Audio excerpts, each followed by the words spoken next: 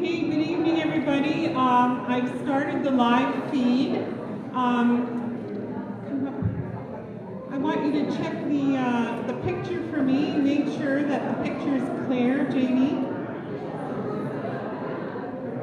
So everybody, I know we're starting to eat just now, but I'd like to start the live feed. And as promised, for those of you that don't know me, my name is Debbie Dieter. My married name is Hill. I hail from Peepeekisis, grew up on Peepeekisis. It's still my home, and that's where my heart lies, as Lorna said. I'm my self-appointed chair tonight, so I hope everybody appreciates that. I am the eldest daughter of late Wilfred and Winnie Dieter. I don't know if some of you may be familiar with them. And my dad sat on council for many years when we were growing up on the reserve. And so we really, I think me and my family, we really feel passionate about the well-being of our community. And I worked out there, lived out there, played ball for many years out there. So that's kind of a little bit of history of who I am. I do have 3 children and 3 grandchildren. So got some life experience, just recently retired from teaching degree nursing here in Regina. And so now I'm free to do things like this. So we'd like to begin the evening, first of all, with just some general information about how we're going to work this event tonight, this really important event. I'd also like to thank everybody for coming out. I'd like to thank Lorna for saying the opening prayer. I'd like to thank all the candidates. What a good turnout of candidates it has been. And so I'm really appreciating that.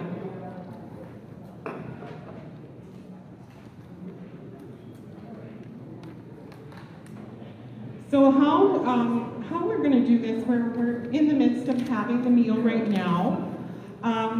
But now that we've started the live feed, I just kind of wanted to set a little bit of ground rules, and I think it goes without saying that respect is probably first and foremost, and Lorna spoke to that during her opening prayer. Respecting each other.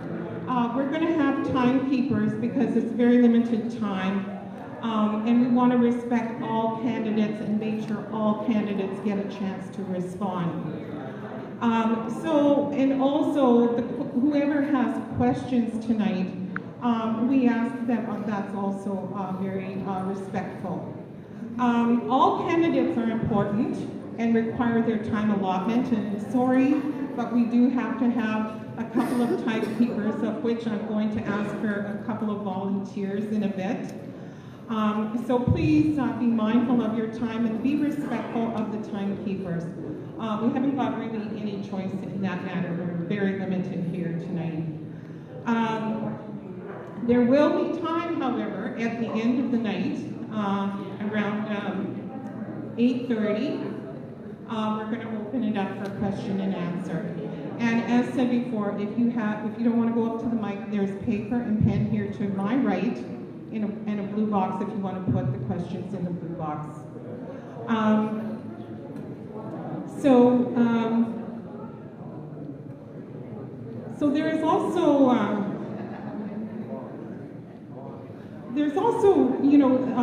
the time, like I mentioned, time and questions are important.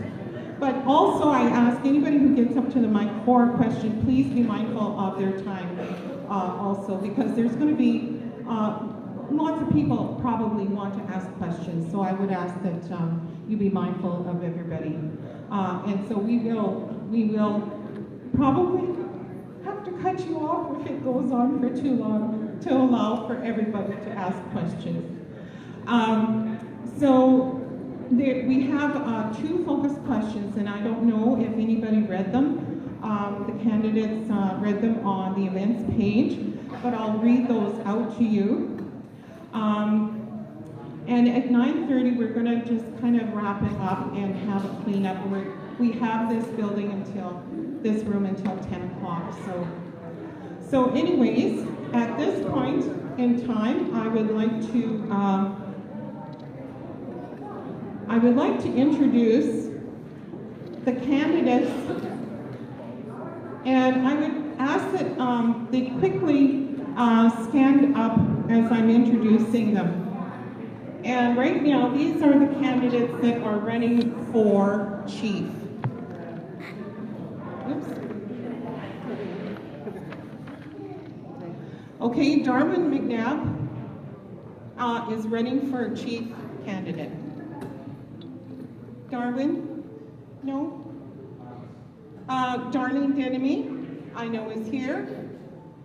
And why I'm asking you to stand is because we have people from across Canada that don't know everybody. And so I just would like to ask you to stand. Toby DESNOMIE, running for chief also.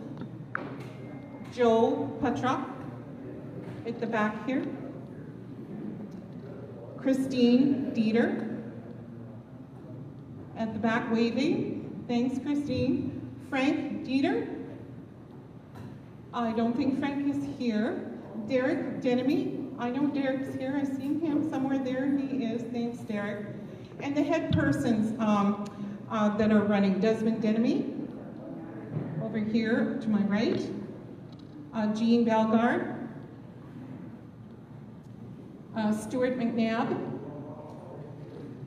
I don't think Stuart is here. Correct me if I'm wrong. Glenda Goforth. Thank you. Right here. And Morris Nuxius. Morris, I know you're here. Where did I see you? Oh, he's up in the hallway. Thomas McNabb. Okay. Sylvia McKay Tuckanow. No. She's not here. Correct me if I'm wrong. Walter McNabb. Yeah. Richard IRONQUIL. Crystal Kiwaton. Thank you. Summer STONECHILD. To our left here, just turn it like this. Yeah, thank you. Tim, TJ Bird Dieter at the back there. Okay, and Colin STONECHILD at the back on my left here. Okay,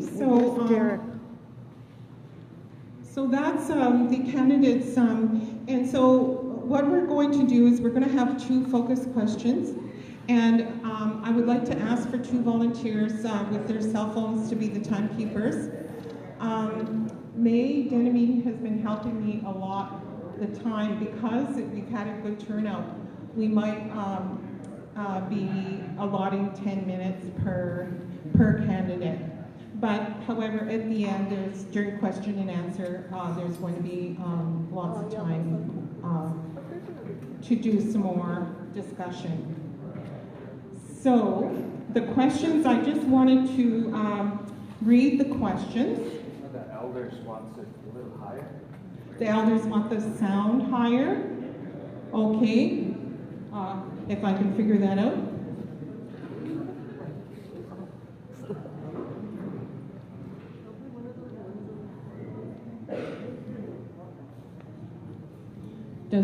Is this any louder? I think it's a little bit louder. Okay. So these are the 2 questions that we'll be asking each of the candidates. Number 1, what do you feel are your qualities and strengths that you will bring as a leader in our community? And number 2 is a scenario question. The specific claim is settled. That is the scenario. What will be the next steps and actions that you will take? So those are the questions. We're going to start with the chiefs. If they would like to come up to the table, bring a chair with you if you have to. and we'll begin this process.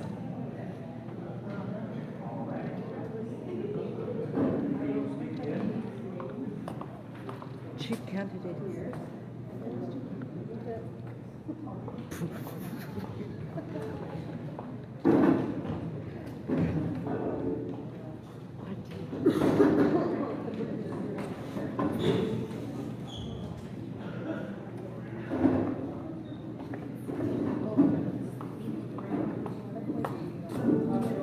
So I believe we have 5 candidates that are present tonight ready.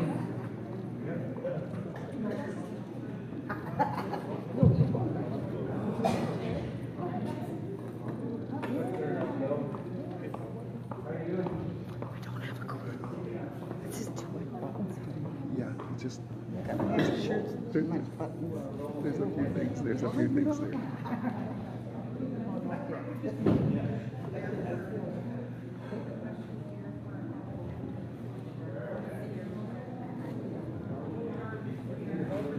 Check 1 2. Check 1 2.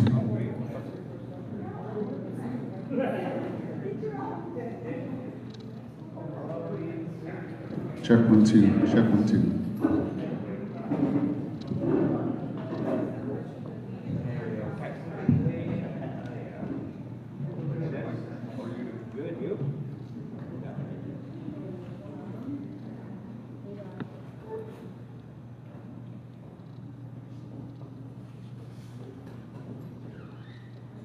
So we're going to do a random pick of who's going to begin here.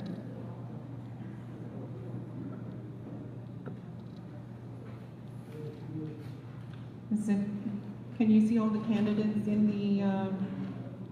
the camera? Pretty sure.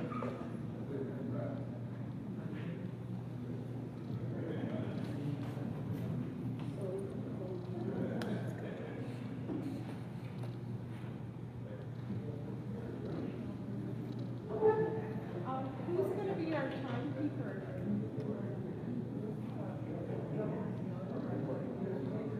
We need 2 timekeepers. We need 2 timekeepers. I was hoping my daughter would be one of the timekeepers. Nelson has volunteered. And so if Nelson, and you got your phone with you, and we need one more. Somebody who's not eating at the moment. I'm sorry, Nelson, you disturbed your...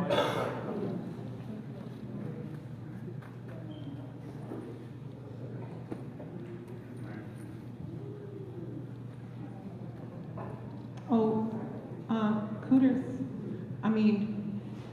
is here.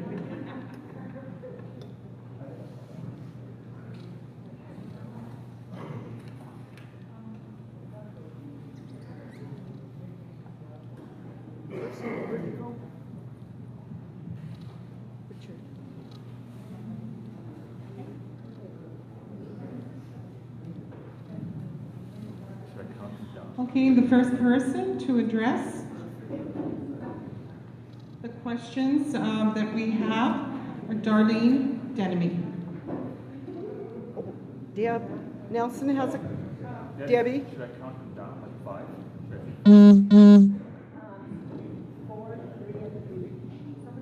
Well, he's wondering about it counting down till they start. 2 minutes? 2 minutes, okay.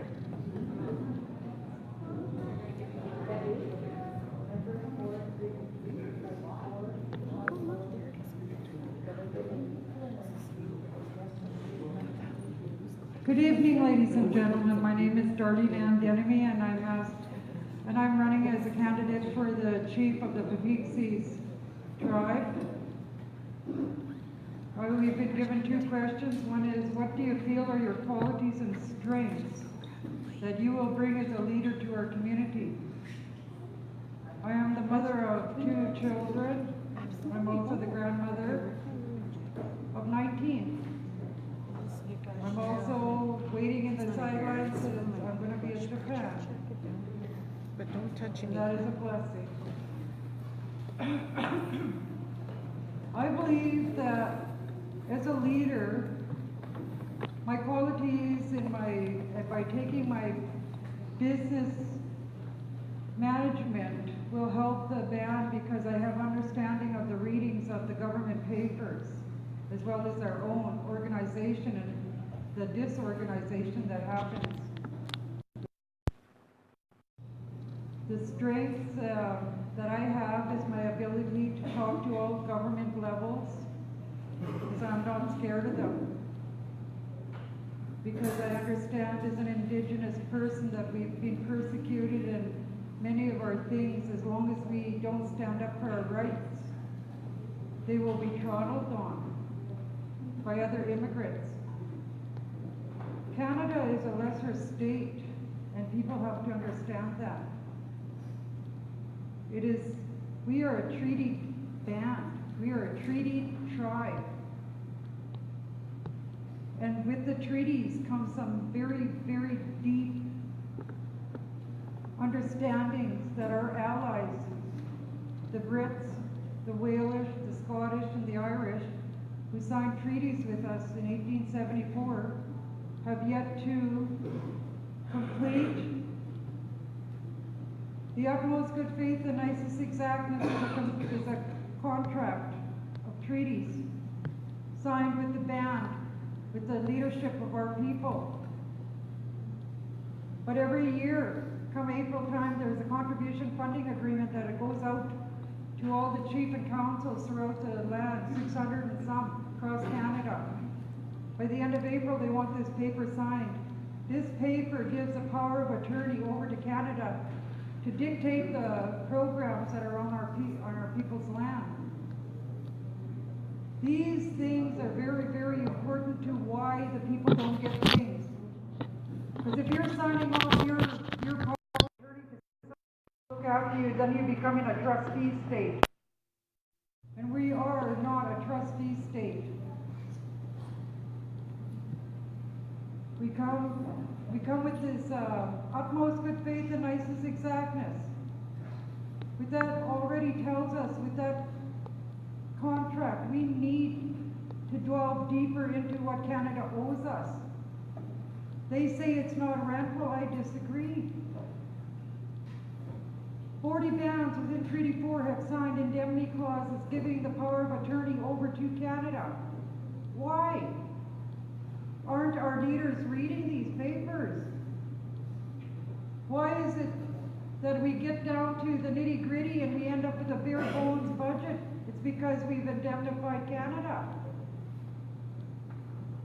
Many of our people are very educated, and yet we don't understand this because we give it over to the council, our elected leadership, and they don't communicate with us. So that's one of my qualities, is I like to communicate. I'd like to thank these ladies right now for all the dedicated times. When I'm at the band meetings, when I'm at the band, sometimes there's Debbie, I give her credit for always coming, her and Arlene, myself, Nini. There's a few of us that are always at the band meetings. And that's important. Because as long as you guys are okay with what council and them are doing, well, fine. It's going to continue to stay the same way. But we need change. We need to change the way we think. We need to understand that our self-worth is inside of us. And working together, we can do it. We can bring the band together for the future of our children and our grandchildren. But anyways, now, the second question is the scenario. The specific claim is settled. What will be the next steps? Oh, sorry. What will be the next steps and actions that you will take? Well, my understanding right now is that we have about 18 claims in government, sitting there for 30 years. I was so thankful that Mike Kuchikam asked me to go with him to see Mr. Valcourt. So we started this ball rolling with this claim coming up. My understanding, it's a harvest claim that Fond du Lac and Treaty 8 had gotten prior to this. The specific claim is a different ball game altogether. The specific claim is gonna take some great organization because we have to have a 51+ vote in order for it to pass. Also, with that specific claim comes the organization of a trustees committee, the resurrection of the family heads,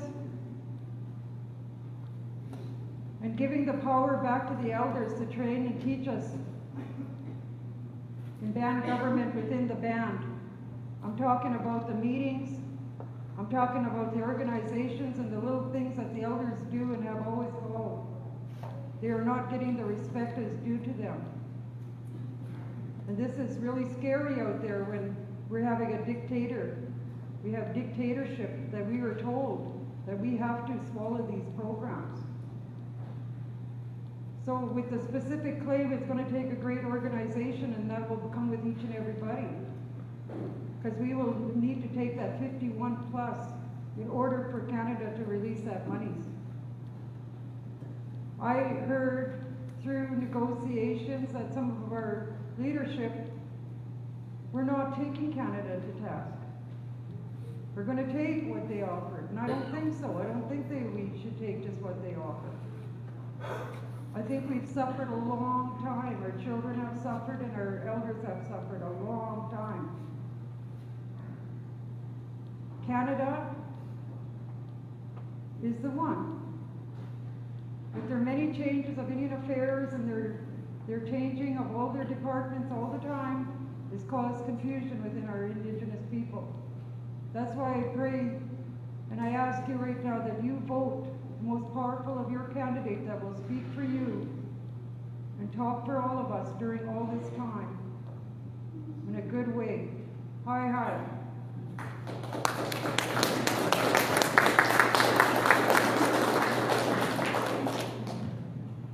Thank you, Darlene. I'm just going to pick the next name here. And I would ask the candidates, please put your mic up to your mouth because the people that are watching the live feed are not always hearing. Darwin McNabb.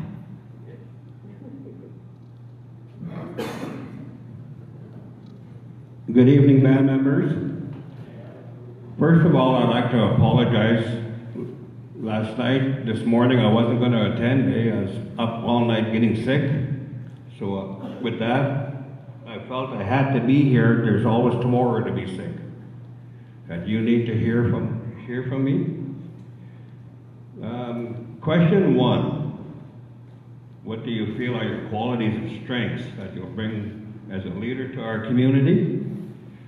Well, first of all, many of you older band members know that when I was young, I wasn't really afforded the ability to get a proper education due to my parents passing away when I was very young. But I did manage to go back to school and get my grade 12. And with that, I went on to work with the province of Saskatchewan. I started off with the Ministry of Social Services, ended with the Ministry of Corrections, Public Safety and Policing. Skills I have acquired while, I guess, on my learning path, which I'm still on it. University of Regina, writing and communication skills. Certified heavy equipment operator, also Class 1A driver. I'm also got knowledge. I'm not really a journeyman, but I'm an apprentice plumber. Certified security and first year business administration. These are just a few of what I've accomplished in life so far. When I worked with the Ministry of Social Services and, well, actually both ministries, they have sent me for a lot of training that I know will assist me in my position here, which, should I be elected Chief of Peepeekisis?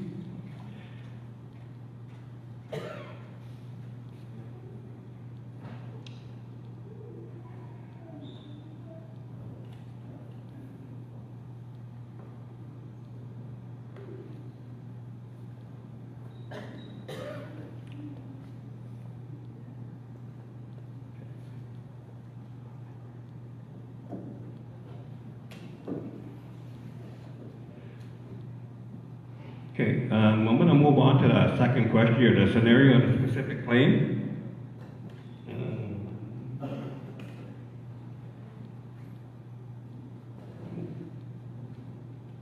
Okay, the question reads, the specific claim is settled. What are the next steps and actions that you will take? Well, before that claim is settled, I want to have a good, strong committee put together with members on reserve and off the reserve given the opportunity to sit on this committee. One of the things I would probably require for you to sit on this committee is a criminal record check. And also, the committee, right off the top, will probably have a minimum of 2 elders sitting on it. They don't need a criminal record check. And once we get this committee together, we'll start meeting with you guys, the members, both on and off reserve, to see what you guys want. It's not up to us what we want, It's you, the members. We gotta move Peepeekisis into the 21st century.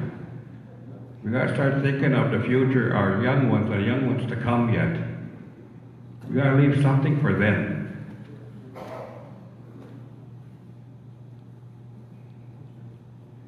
So when this claim, like everybody's talking about this claim, it's all I've heard.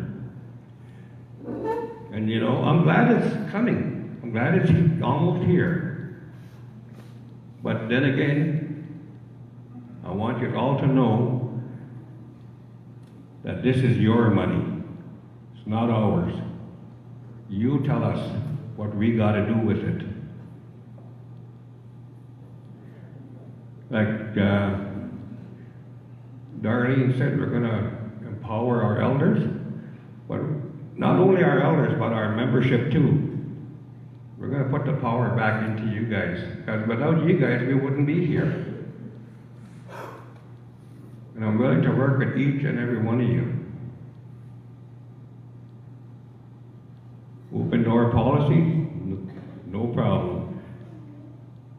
We'll have meetings on and off reserve.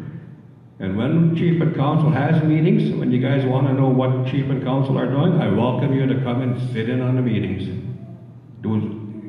Any decisions made, it's going to affect you guys, so you should have a say in what's being done. With that, I'm going to turn it over here.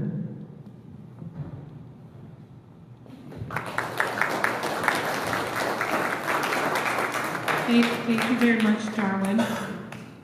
Our next speaker will be Christine Dieter.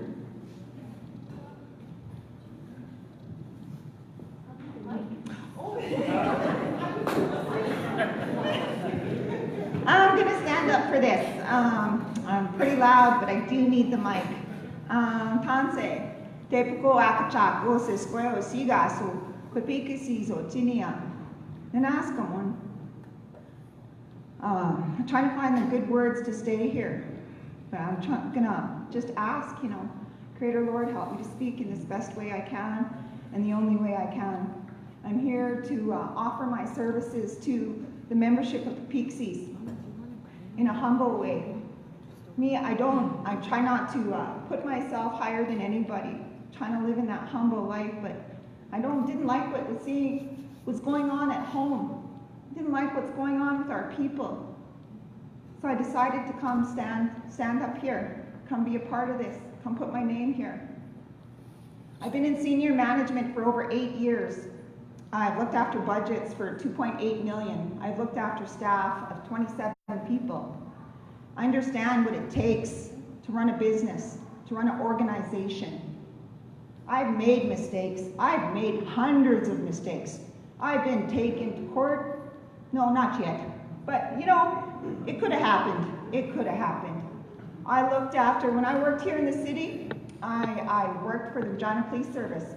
Myself and Jason Kutchicum, we were the first Aboriginal resource officers in Regina.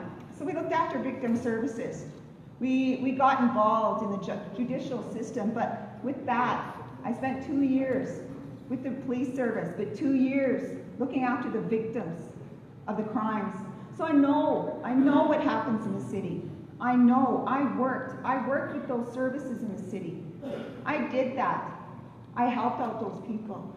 Me too, I worked right on the street. I worked in Children on the Street program. I wrote that project. It was handed to the provincial government. Out of that, we made that bus that went around. That bus that picked up needles, that bus that picked up our kids off the street. That was us, that was me. I did that. Kayas, a long time ago. After that, I went to Saskatoon. I was acting director of justice there. I looked after the contribution agreements that they had with the federal government, with the provincial government, and also with the municipal government as well, when I was executive director at White Buffalo Youth Lodge. I did the programming there, and we used the medicine wheel concept all the way through to look at programming, to include the physical side, the spiritual side, the emotional side, the mental side. So it wasn't just looking after youth programming. I'm not scared to talk to people. I'm not scared to ask for help. Me, I don't know everything. But I know people I could ask. I could ask people on the reserve about farming. I could ask people in the city, what's the concerns? I could go to Ottawa. I could go to Ottawa and ask, what's going on? How can I help? I'm not scared. I'm not scared to ask. I'm not scared to read. I'm not scared to question. I'm not scared to make people accountable for what's going on. I want to redress some of the issues that went on before. Talk about the stuff that went on, the laws that were broken, that we write for our people that were broken. That's part of redress. Transparency, accountability. Transparency, communication plan. Those are such easy things for us to do. Easy things. A newsletter so our elders can read once a month. Those are easy things. We talk about economic development on our reserve. Talk about pipelines and all these other things. But you know what? Our biggest resources are people. We have lots of people that are educated. Lots of people all over. We have a strong people. Why can't we use our people? What's wrong with having call centers on our reserve? Different things, thinking outside the box, utilizing our own people for things. So these are some of the things that I was thinking about. In regards to the specific claim, I really believe in prevention. I really believe in thinking ahead. So yeah, establishing a good group of trustees to look after our specific claims, but also looking into financial management groups to look after our money. We don't know everything. We don't know what the white people want to do out there. We have to learn some of this stuff. In regards to our specific claims, I don't want us to be like Cody's. I don't want us to be like Kobima. I don't want us to have a bunch of money and no plans. All our kids having money. What if we don't know what's going to happen? So I want us to have some plans. Going out to the reserve, I talked to lots of people. I'm talking about bringing back our societies, our worthy man societies. For those ones where we can't chase off that jib. We can't chase off that meth, that crystal meth using legal ways. But you know what? The men and the reserves and the protectors know who sells those things, who does those things. They have that power to say, no, you don't belong here. We don't want you poisoning our kids anymore.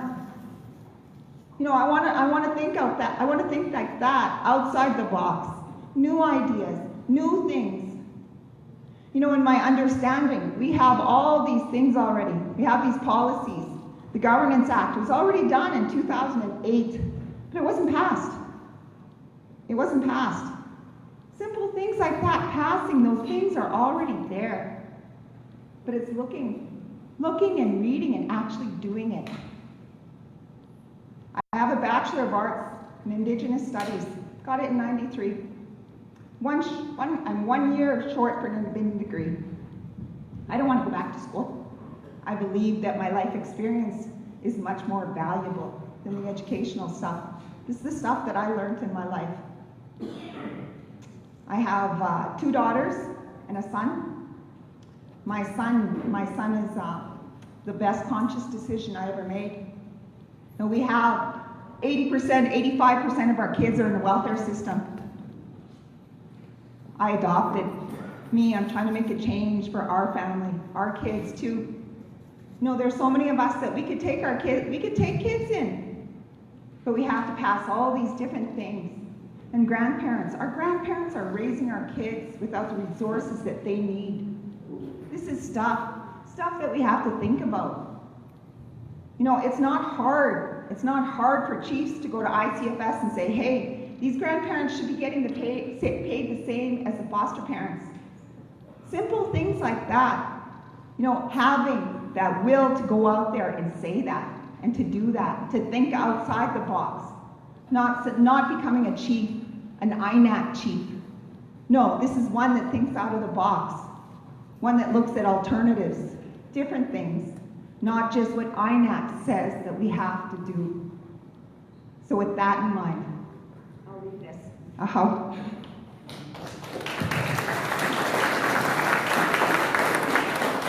Thank you, Christine. I appreciate everybody's mindfulness of the time. The next speaker will be Joe Patra.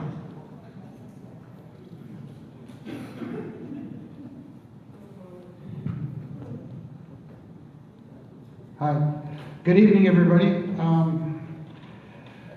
I'd like to start off by thanking the elder for the prayer, and Debbie and May and them for everybody for setting this up tonight. I'm glad that we have this forum to talk, and I'm glad that we're all here tonight and can make an impact. Question number 1: what do you feel are your qualities and strengths that will help you bring a leader of a community? Right? I was kind of stumped on this question because it's kind of something you don't always talk about yourself as, I do this, I do that. I don't believe I'm that kind of a person. I like to work hard and others kind of talk about me. I do what I do, right? Like, it's never been, I push this, I do this. It's not always about it's about us working together, I think. And like, when we talk about qualities, I talk about fairness. These are what these mean to me, qualities. Fairness, team player. Well, working groups together, making everybody work together, and trying to make our ideas come to life. Strong problem-solving skills, being able to help people whenever they can't make decisions in their areas of work, and kind of helping. That's what I do as a director of operations in Sturgeon. That's the stuff I do for people out there. I see what I think of. If I'm a member of this reserve, what do I want to see? Those are the things I take to Chief and Council and say, well, this is how we have to think. We have to think about what they want. We have to talk to them. We have to meet with them. Integrity. I've always believed that I've had integrity. I've always been a man of my word. If I say I'm going to be somewhere, if I'm going to meet you, I want to talk to you, I do it. I've never been afraid to meet with people. I love meeting our membership. I love talking with them. I love asking them how they're doing. I love to visit. To me, that's a big part of this job. I have a strong work ethic. I've been working since I was young. I've always worked. I've never been out of work. I've always worked at the bottom, always working my way up. I started as, I drove the honey truck for Peepeekisis for summer. That was the worst job I ever had. But yes, like, I've always done the jobs that nobody wants to do. And then they tell me, okay, we need you to do this. I've never said no. I've always done the next job. I've always gone ahead and done that. These are things that I think are the qualities that I bring on. Fast learner. I've learned on the job a lot of places where they tell you, do this, do that, and I've never gotten fired. I just, okay, well, we'll keep it because he knows what he's doing and he's capable. I'm compassionate. Like, when I deal with Sturgeon Lake, I get to deal with a lot of their elders coming forward and saying, Joe, we need money because my grandkids are here, and I'm not one to say no to the elders. I work with them and I say, okay, well, this is what I can do for you. and this is what I have to work out with you. Like, I don't believe I say no a lot to a lot of people, like where I work. I try to understand their side, and I try to see it from their side. I've never been, no, this is the way it is, and that's because I said so. It's just like, I'm trying to understand where you're coming from. I know you have no food at home, and your grandkids are hungry, and, well, what can I do to make that so it's not like that, you know? I believe that I'm compassionate in that aspect. I'm approachable. I'll talk to anybody. I'll sit and visit with anybody because, you know what, I want to hear who you are and what you are and how you're doing. That's what I asked. That's why I didn't make it to the front row here yet because I was still only on the third row there. So I was still visiting and trying to get everybody's, how they're doing and stuff. I'm a good motivator. I get people to work where I work. Like a lot of the staff there were just not happy, but now that I'm there, they're happy, they're smiling. There's Chief and Councillor smiling in meetings again. We're doing a lot of work together up there. I'm not afraid to say that I was a big part of that. Like I work with them daily, and I remind them that Chief and Councillor are Chief and Councillor, but they should be human too, right? Like they should be approachable and talkable, and nobody should be afraid to come visit them. I've always been respectful of others. I don't go around saying anything bad about anybody. I don't negative anybody because I don't think that's what we're about. I think we're about building each other up, and that's what we have to start doing. Like we have to actually work together and say, you know, it's easy to point out someone's mistakes, but it's a lot harder to actually help them and point them up and build them up and get them to where we have to be. I've got great organizational skills that I bring to the table too. So yeah, for me, I believe as a director of operations where I work, this has prepared me for a lot of what I'm hoping to become as a chief. Like someday, I'd like to sit and talk to everybody and ask them what they want out here. It's not about what I want, it's about how we're gonna get this accomplished and how we wanna work together.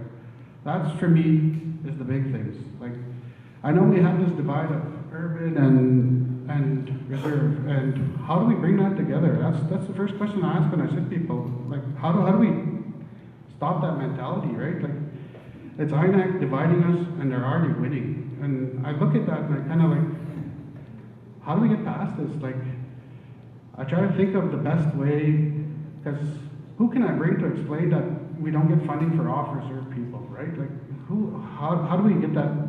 I know INAC would never come out and say it themselves, but that's what happens, right? Like, this is the truth. Like, they won't tell you straight to your face that only if you're on reserve, you'll get funded. And that's why they're controlling our housing, how much we get, so that people can't come back to the reserve. And that drives a lot of our funding, because it drives your nominal roll, which means your money for your school goes up if you're allowed to get housing, more people on reserve, more. And it dictates a lot of numbers that when you work with INAC, you see what their mandate is. Their mandate is to control the housing. And if we have no housing on reserve, people can't move back, and then they control our funding. And we've been capped at band-based capital since '84. Like, why has this never gone up? Like, how come we're not negotiating this? Like, these are the questions I have. Like, to be honest with you, that's really scary, because they're bringing that down for education next. And if education is capped with no cost of living increase for our school, our teachers are going to be stuck at the same wage, which means we're going to not be able to bring the best teachers in at that time, right? Like, these are the things that I know that are going to be coming down, because I ask the questions. I go and ask the people, like, do you know this is coming down? Do you know what's going to happen in the future here? And a lot of us don't know, because realistically, this was made at a national level, and still we're not hearing about it. And we're just hearing about it now at our level here. So these are the things that are going to affect us big time. Question number 2, the specific claim was settled, and what would your next steps and action you take? First of all, I'm hoping that if I get it, I would like to see us try setting up a board of trustees. Like, I'd rather be proactive than reactive, because a lot of this is a one-time deal. If we don't set up for it now and get prepared, like, there's so many people that have gone through this already that we can be asking them questions. What did you do? What can we do so that we don't make the same mistakes? Like, you look at Cody, they gave every member $20,000. What social impacts did it have? What kind of, how long were people off welfare? Like, these are the questions that are really going to be hitting us hard. Like, and how long will you be off social assistance? And Like, how much drugs came into your reserve? What were the side effects of getting this money? Like, we gotta really sit down and think about how we wanna deal with this, because we gotta do our due diligence, people. Sorry, yeah. So, like, these are where I think we have to prepare as best we can. And, like, a board of trustees is one of them. And I think we have to actually ask other people how they've done this, and how can we get past this, and how can we work together, us here, to figure out, we go through the learning curves of others, and we make it better for ourselves here. And, because once this money is gone, it's totally gone, and we're no better off than if we don't have a plan in place. And so that's why I'm saying we have to start looking at it now and actually work on this today. Thank you.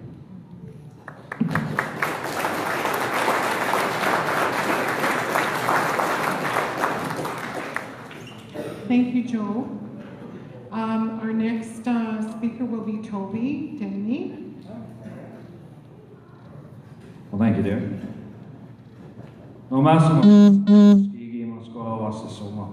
Karacha pe nehewak Peepeekisis oma.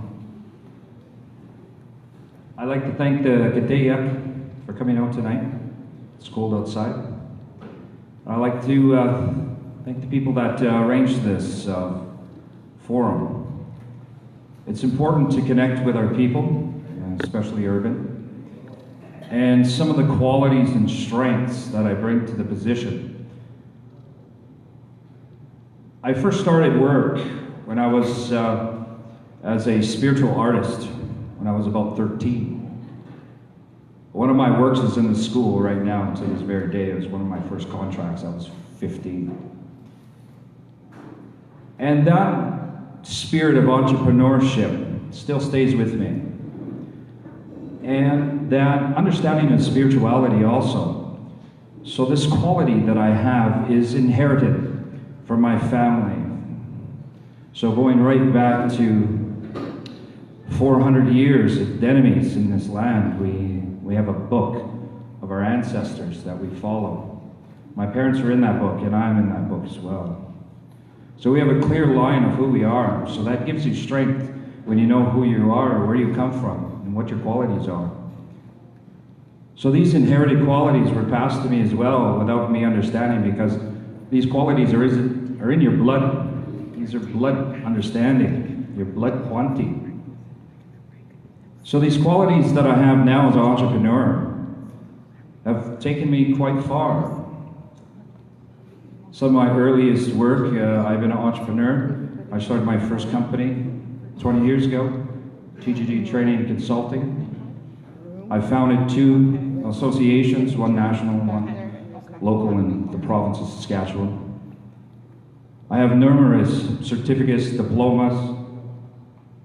My degree, I'm just finishing it up part-time, as well as I train 2 national designations. I teach CEOs. I teach directors, director of operations. I teach the ones that we talk about that need to understand accountability, responsibility, and transparency. And how do we do these things? So my understanding of some of my strengths are not necessarily educational, but they come from listening to the people that are in need, not in want, but what do they need? What does the human body need? It needs love, it needs understanding, it needs respect. These are the qualities of a human being. If you give those to them, they will want to learn. They will want to participate. They will want to be a part of a community. These are the intrinsic skills that we have as Nehewa people. And because of this, these are some of my strengths. So I bring up those strengths quite a bit. And it leads me to where I am now as the president and CEO of a provincial safety association. And what is that really, a safety association? Well, what I do is I come into First Nations bands. I've signed over 22 different collective MOUs with various organizations such as Mosaic, Caterpillar, 3 other safety associations in the province, Mission Zero, Safe Saskatchewan, the Safety Council, 60 years in its making. These are all my joint partners that I've made and sat down with each one of these organizations and talked about what do we need as Indigenous people, not just within Saskatchewan, but collectively of 634 First Nations in Canada. So the Mi'kmaq people flew me out to Nova Scotia in the past couple months. And I sat down with 13 bands there, collectively, and found out what their needs are. I brought those needs back and started to develop programming around that. Because what we do at our safety association that I've founded was we break down every job, task, and duty that administrators have.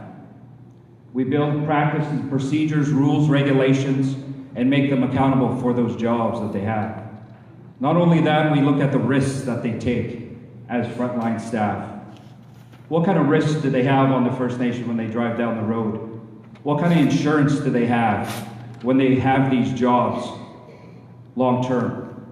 What kind of insurance do they have when you're exempt from WCB collectively as Indigenous people? When you don't have insurance on the First Nation, if you get hurt, who's there to help you? Where's the accountability for the people that help the people? The workers. I advocate for workers. I advocate even for Chief and Council, the ones that I counsel, and build policies, acts, and regulations.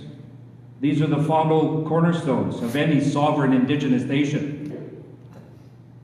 If you want to get under the hand of the government, which is the Indian Act, you have to develop your own sovereign Indigenous acts and regulations, rules and regulations. Train the workers in those rules and regulations and make them accountable to the people, accountable to themselves, responsible for what they do and how they do it and who they do it for. When we look at a First Nation under the Crown's eye, you're looking at a business. It is a registered business. If you look at our at our Election Act, it says Chief, and right beside Chief, what does it say? Chief Executive Officer. This position is for the Indian Act Chief Executive Officer of the Corporation Canada, a subsidiary 4-tier system. That's what it is. And if you don't understand that, this is where we have problems. Because there's two systems at foot right now as we speak.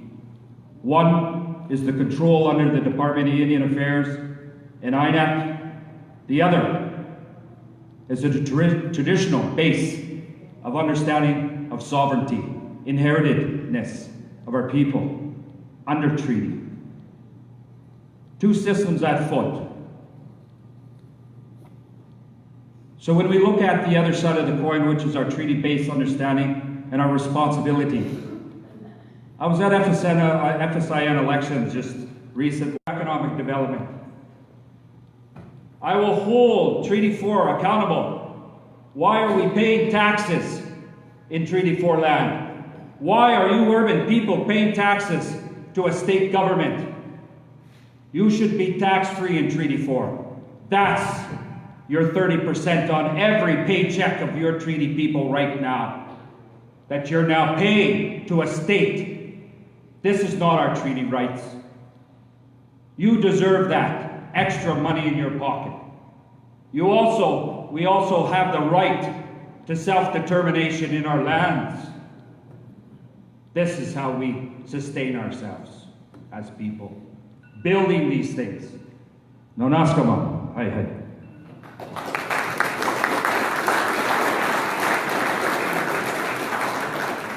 Thank you, Toby.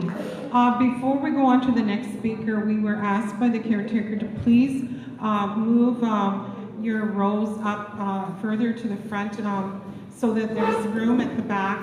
I don't know if we have to make a getaway. No, I'm just kidding. I'm just kidding. But there is safety reasons.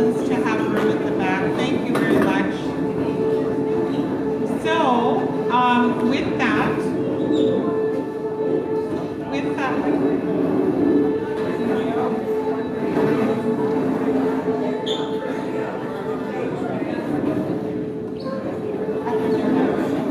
okay, I've got the names of all the councillors here if you want to wrap those up.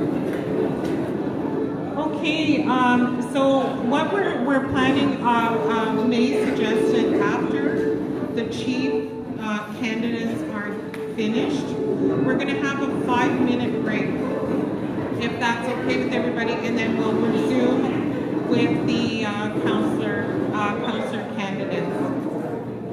So May, I'll just get you to let the camera see the candidates. I'm sorry. And, I didn't even know it was. and the next speaker is Derek DESNOMIE. I didn't even know it was right enough. I hope I washed them.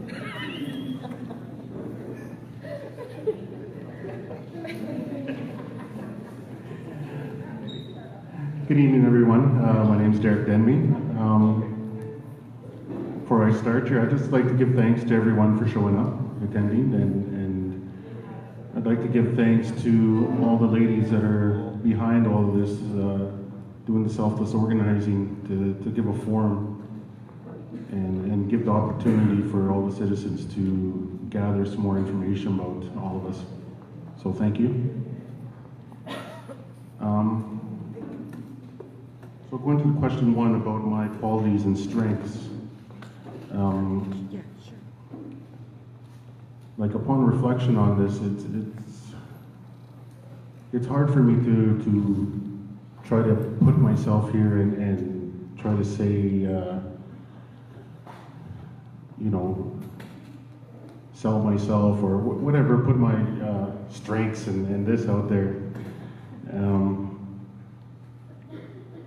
More than anything, I'd like to convey to everyone what my concerns are first and foremost are as a citizen, never mind a candidate.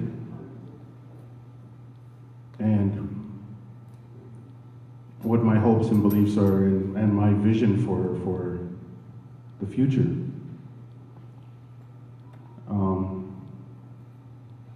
Like personally, my frustration sometimes I come from is I find where we're not getting information to all the citizens. You know, there's a lot of questions, there's a lot of frustrations, and then it leads to, you know, hearsay and whispering. You know, there's a lot of whispering in the background and the sidelines here and there. And that's frustrating to me. We as citizens should be given information, timely information, and the tools to even break down this information so we can understand it. Not all of us, you know, personally, I don't know how to break down all the information that maybe is given to me. I know we're all in that situation sometimes.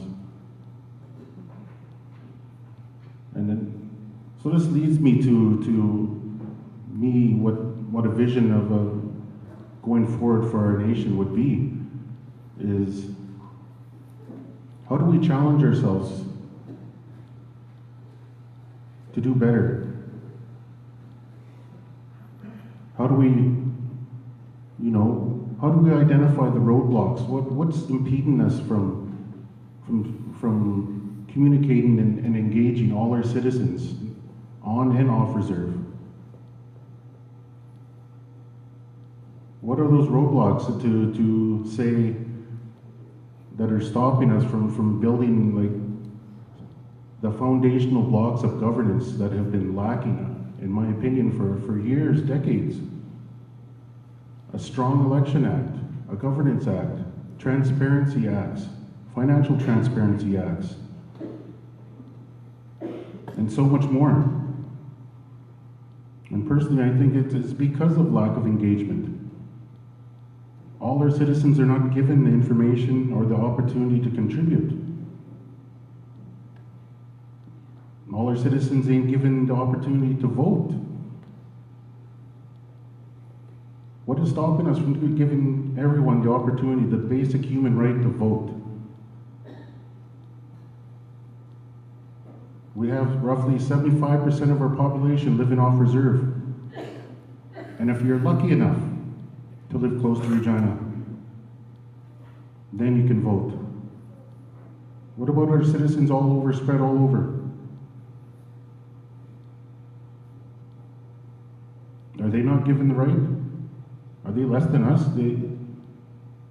It's frustrating for me. I think we need to challenge and work together and identify these problems and work at solutions. Not just offering solutions, but we have to identify problems.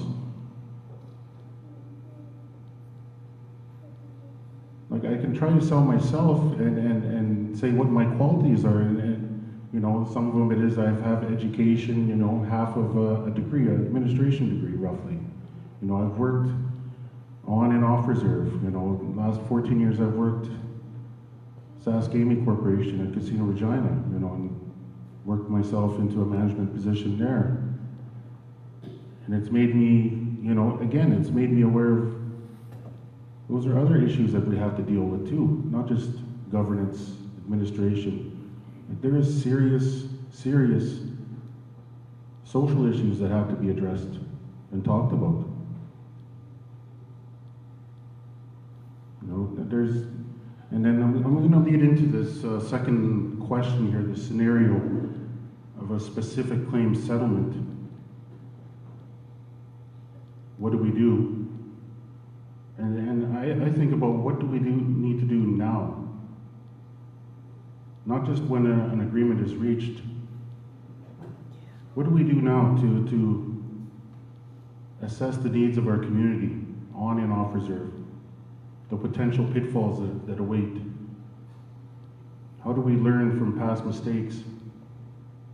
You know, the examples are out there for all of us to see. And we have a duty to ask these hard questions. You know, as Joe mentioned, the examples are there, say, in Cody First Nation. You know, what are the social costs of giving per capita payouts that are so high? We need to do, you know,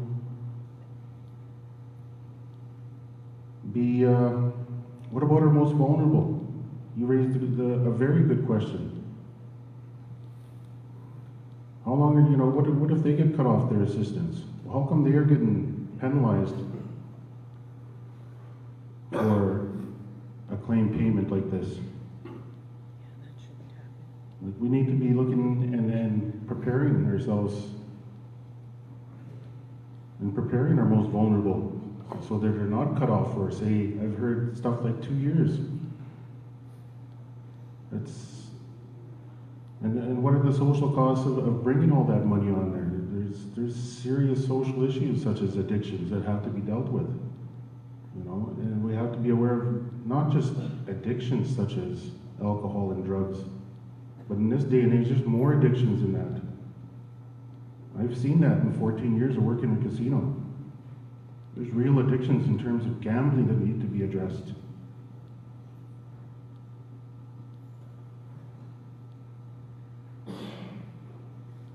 And with preparing for a special claims, specific claims, is we have to go to the people and return to maybe a more community-based governance approach. What are the needs of the community? This is a legacy settlement, you know? We have to look forward to future generations, and we have to set up as trustees and set up all the parameters for a trust. And my belief is that I believe in us. If we come together, we all contribute, we're all given a chance to offer our strengths and our gifts, to identify these problems and work at solutions and be proactive, not reactive. That's what I believe in. Respecting each other, respecting our differences, and focusing on our shared common values and building from there. So with that, I'd like to thank you all, and I'll give it back to Debbie.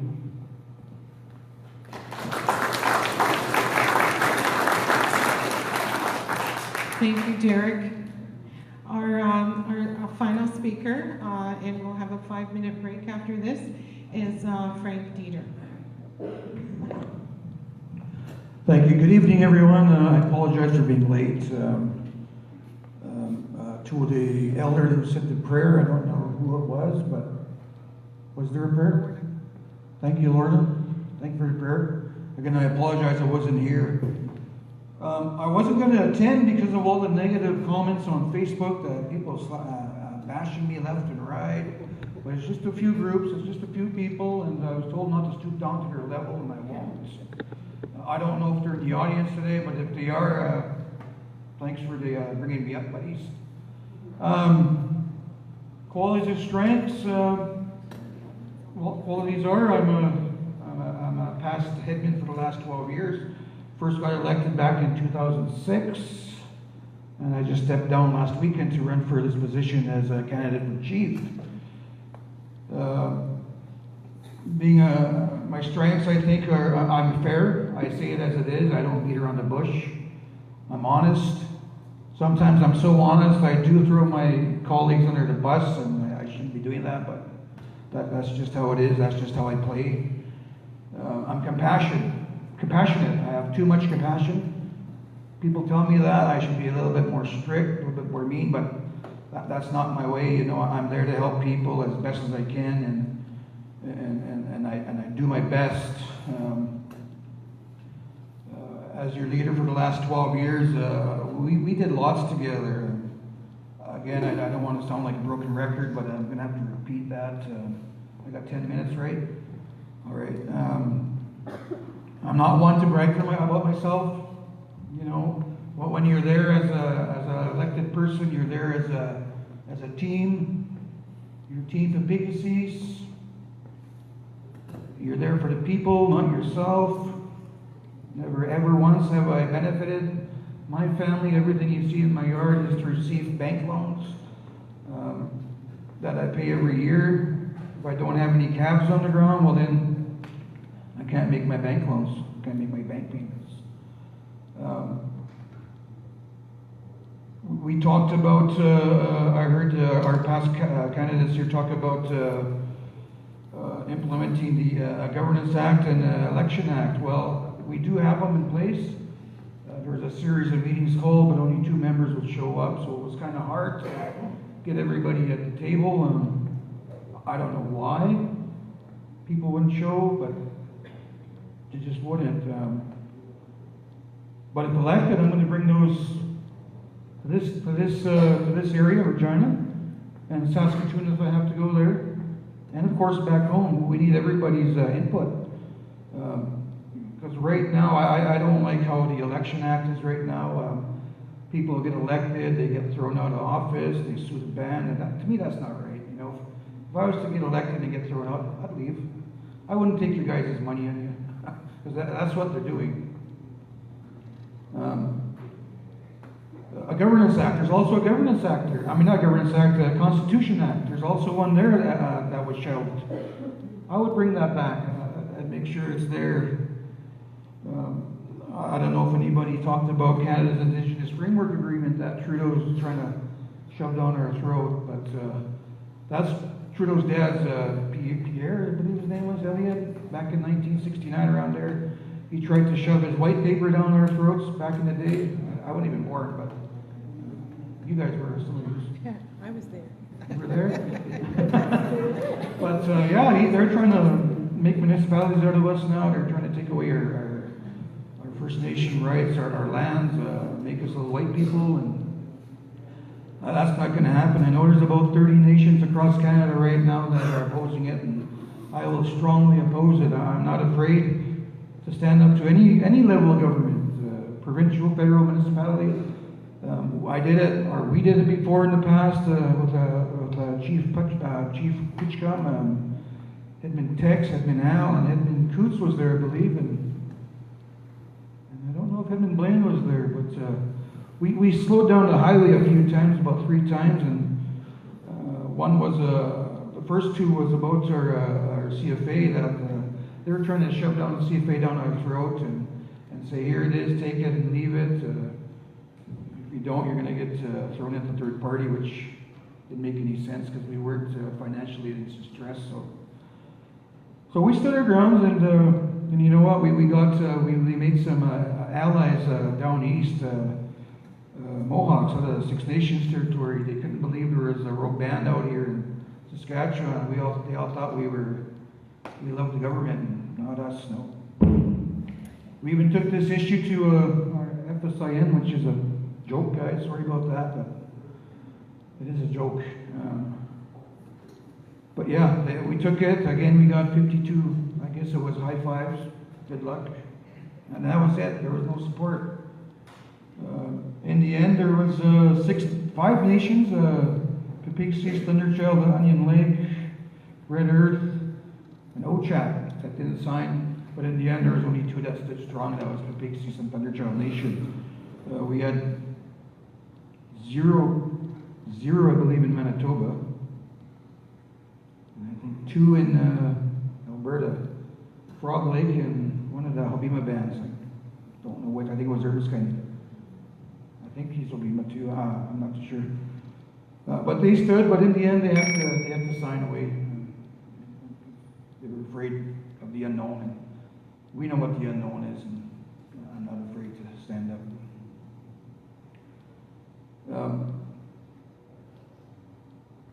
So that's my strengths. You know, I'm true to my word. I'm very compassionate, sometimes too compassionate. The scenario, specific claim, if it is settled, I know we're getting pretty close.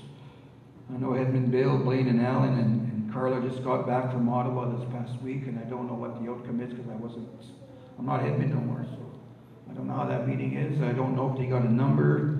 I was told 2 months ago when we were in Ottawa that there might be an amount given to the band before Christmas. And again, I won't know that, and I don't know if you guys will know that, but one of us here will know that next week, I guess.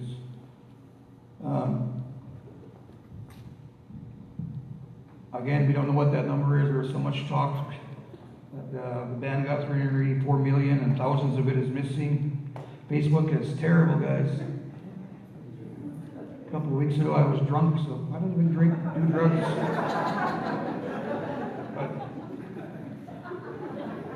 But that's just their way of degrading me and trying to derail my candidacy. So I wish them all luck. There was talk about band-based capital. Why aren't we fighting it? Oh, I'm going to go back a bit. Back to question 1. This is 3 here. Question 1. Sorry. Why aren't we fighting the band? We are fighting the bill. When I was a leader, every year we would fight INAC. Why aren't our band-based capital money that's allocated to us every year? Why isn't it going up? Edmund Enoch was there also, and it's just like talking to a wall. ICFS, we have the numbers on our nation alone, including off reserve, to start our own ICFS.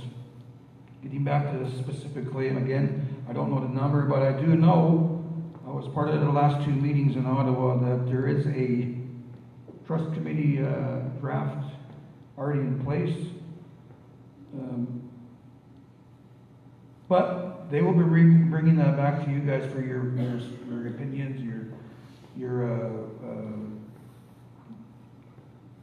what's the word I'm going to use? For you guys to make any amendments to that election, to that trust committee. I do know we put qualifications on there and whatnot. I don't know if I'm allowed to speak about that, but I made damn sure that Chief and Councillors' little hands weren't in that pot. So it's up to you guys to decide who sits there.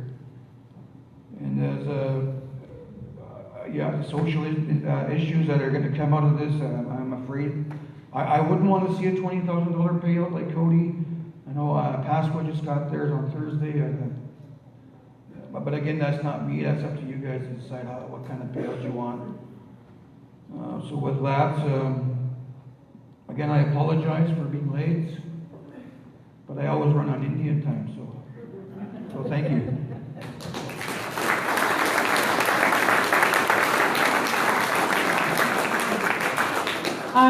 I'd just like to thank all the candidates that came up and answered these questions, and I want to, I'm looking forward to 8:30 when we're going to have an open Q&A, and so I'm hoping to get some input, you know, from the people in the crowd, and hopefully, you know, if you want to answer some questions, you can. Just to let membership know, tomorrow, Sunday, and Monday I'll be in Saskatoon to meet with members. Why don't we have that Q&A now while we're all up here? Sorry, we have to give the other candidates a chance to answer the focus questions. So we're going to take a 5-minute break, and then we're going to resume. What time, Debbie? Give them a time. Give them a time. 6:47. 7 o'clock.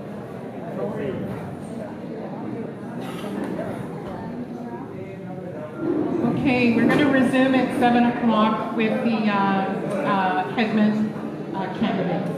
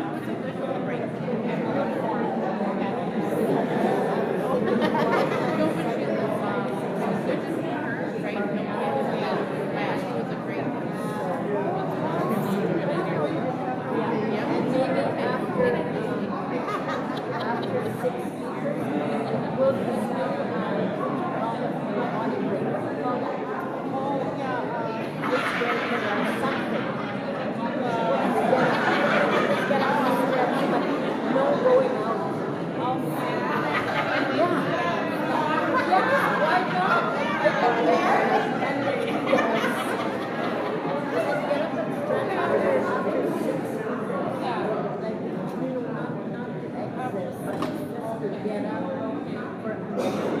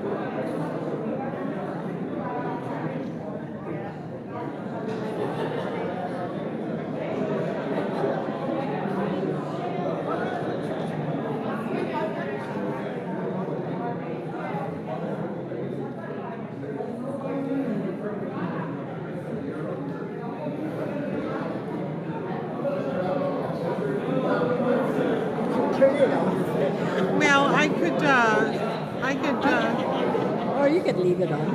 People will be interested to see what's going on. I'll turn it over. Yeah. Turn it that way. They'll be interested in seeing who's here. Yeah.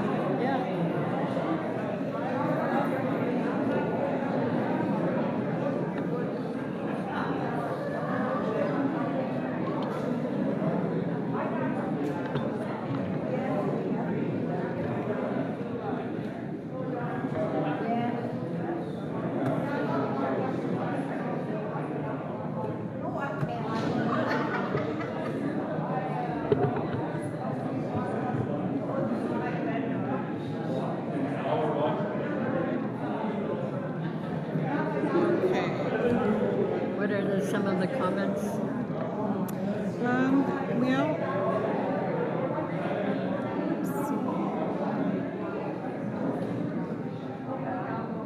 good Joe, Wilfred Dieter's watching.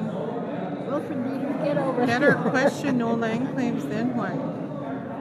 Connie Bear, sorry for the missing, but I swore you did give a coworker of mine some grief, whatever that was. Might be a case of mistaken identity. I can't listen anymore.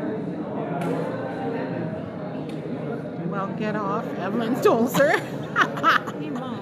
Yes, honey. How long is everything going to be going till? Till 10 o'clock. So you're going to be here till then? Yes. Yeah, you're. Oh, that's your daughter. I didn't even know. Yeah. Yeah. Oh, I'm sorry, Mia. This is my daughter. She's the baby in the family.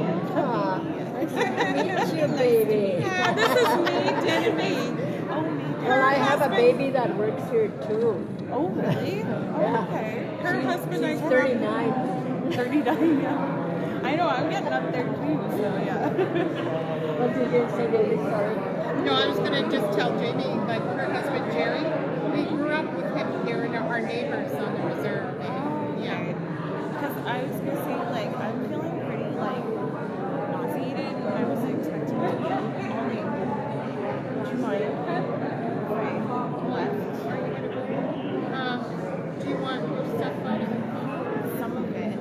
Okay, well, how are you going to get there? Are you going to So is it going to capture my inside? Baby, go stop in front or go sit there. Because we're taking pictures of the crowd. Is that still on? Oh, yeah. Yeah.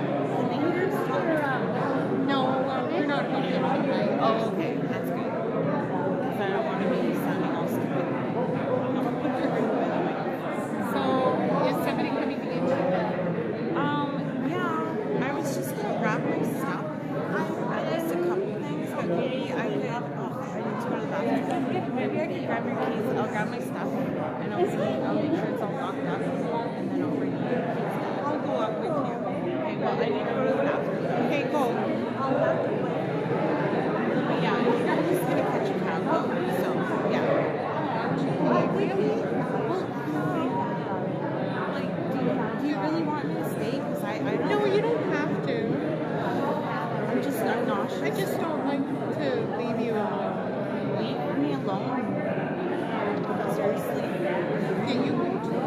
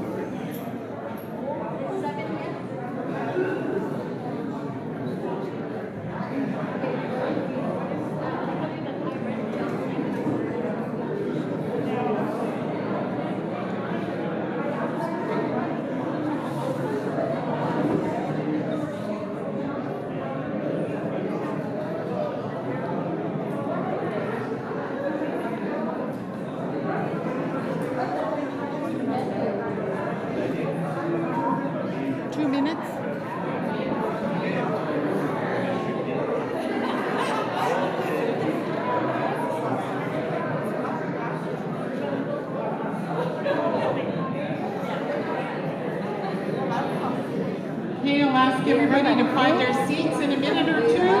We're going to begin shortly.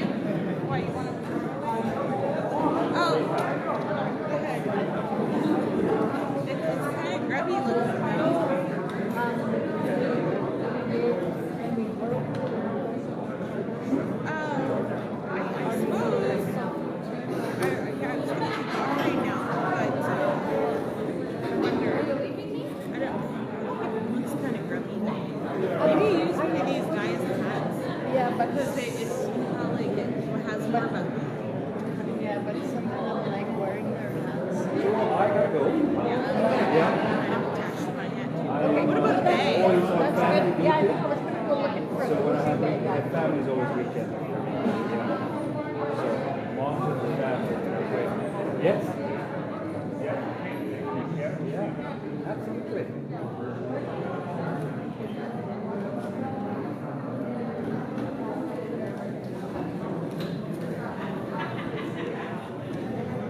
Okay, I would just like to ask the Headman candidates to come up.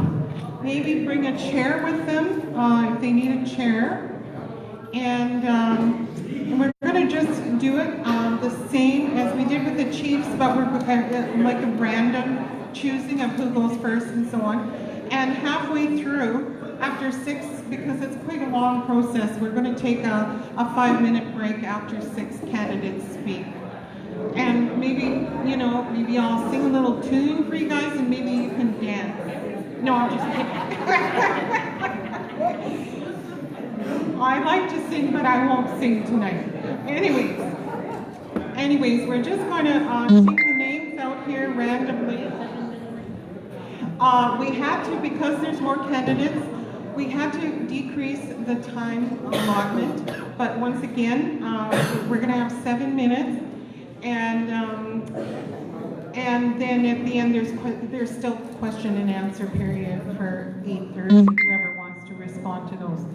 So with that, we are going to resume with our first speaker randomly chosen.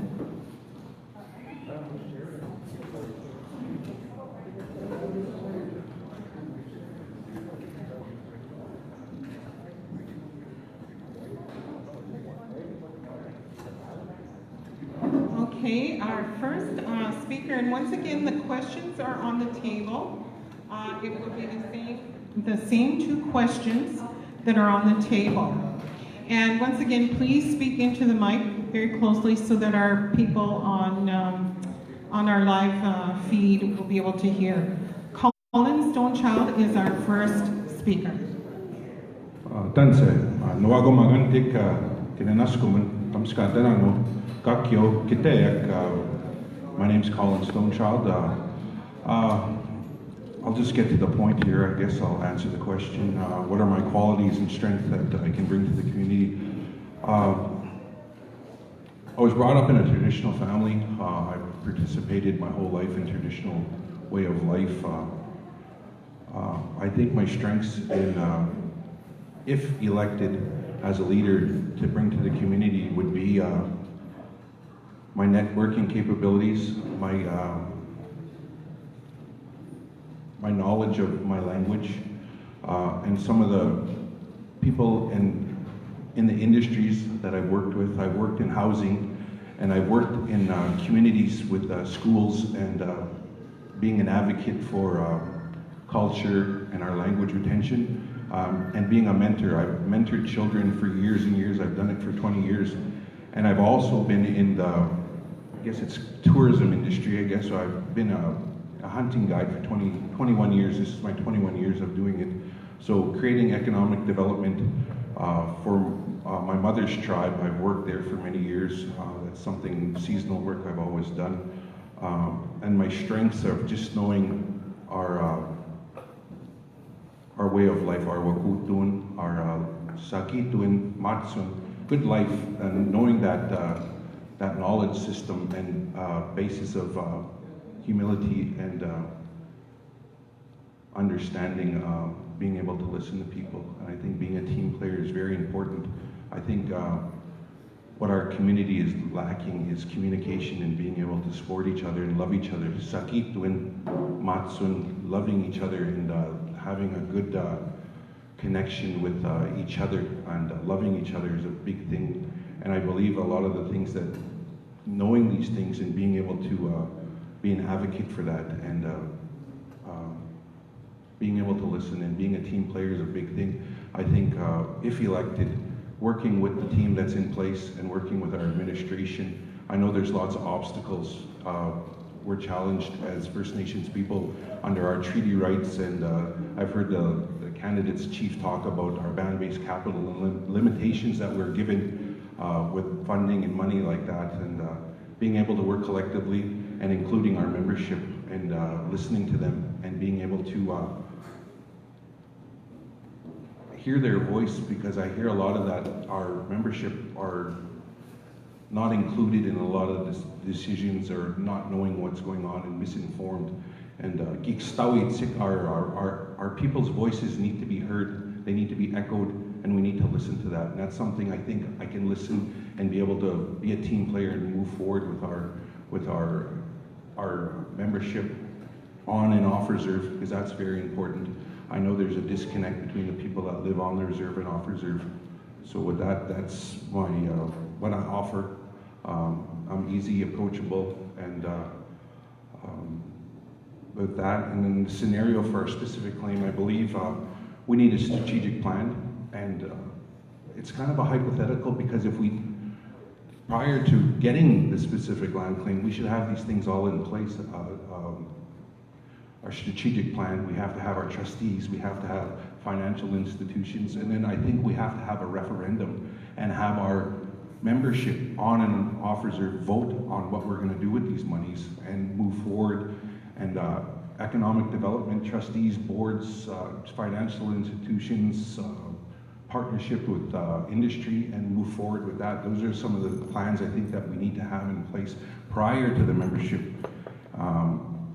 with our membership on the claim, because if it comes into place and, you know, we have to, our direction, we're, if elected leadership, we're servants of the people, we work for you, and I believe if I am elected, having these in place and working with the community, because at the end of the day, ultimately, we work for you, and the membership decides what happens with this monies, and we have to invest, and we have to go to investment groups and figure out so we can have sustainability and for our elders and a lot of these problems that we have with economic development, poverty, housing, infrastructure on the reserve, with our housing and our roads, communication skills. Those are some of the things, and our greatest resource for Peepeekisis is our elders and our young people, and a lot of the strategic plans have to be around that. So I think with that, we have to move forward as a community, as leadership. We have to be able to cross those boundaries, kick down doors, and get out there and lobby all forms of government, industry to move forward. And with that, I think solid leadership is what we need in there, and to secure and make sure that our Peepeekisis is a sustainable entity in the future. And I think the major thing is to have our membership involved in every aspect of the specific land claim, and have all of these strategic plans in place.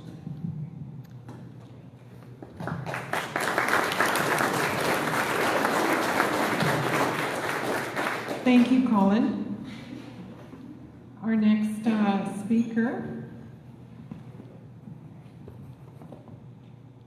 is Richard IRONQUIL. Oh, Lord.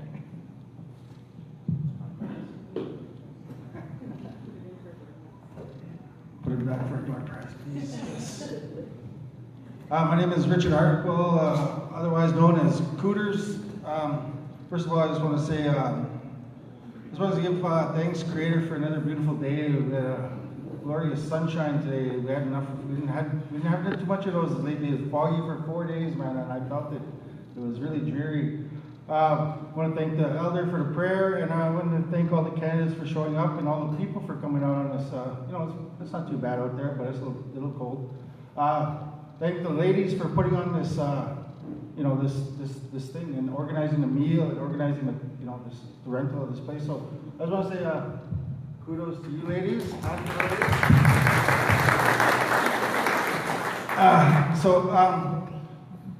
Like I mentioned, my name is Richard IRONQUIL. My mom and dad are Fran IRONQUIL and late Joe IRONQUIL. I'm the baby of the family, and I have 5 grandchildren and 6 kids. So yeah. What I bring to the table is, well, first of all, I'm a business owner in Reserve. I don't know if you've been out to Peepeekisis.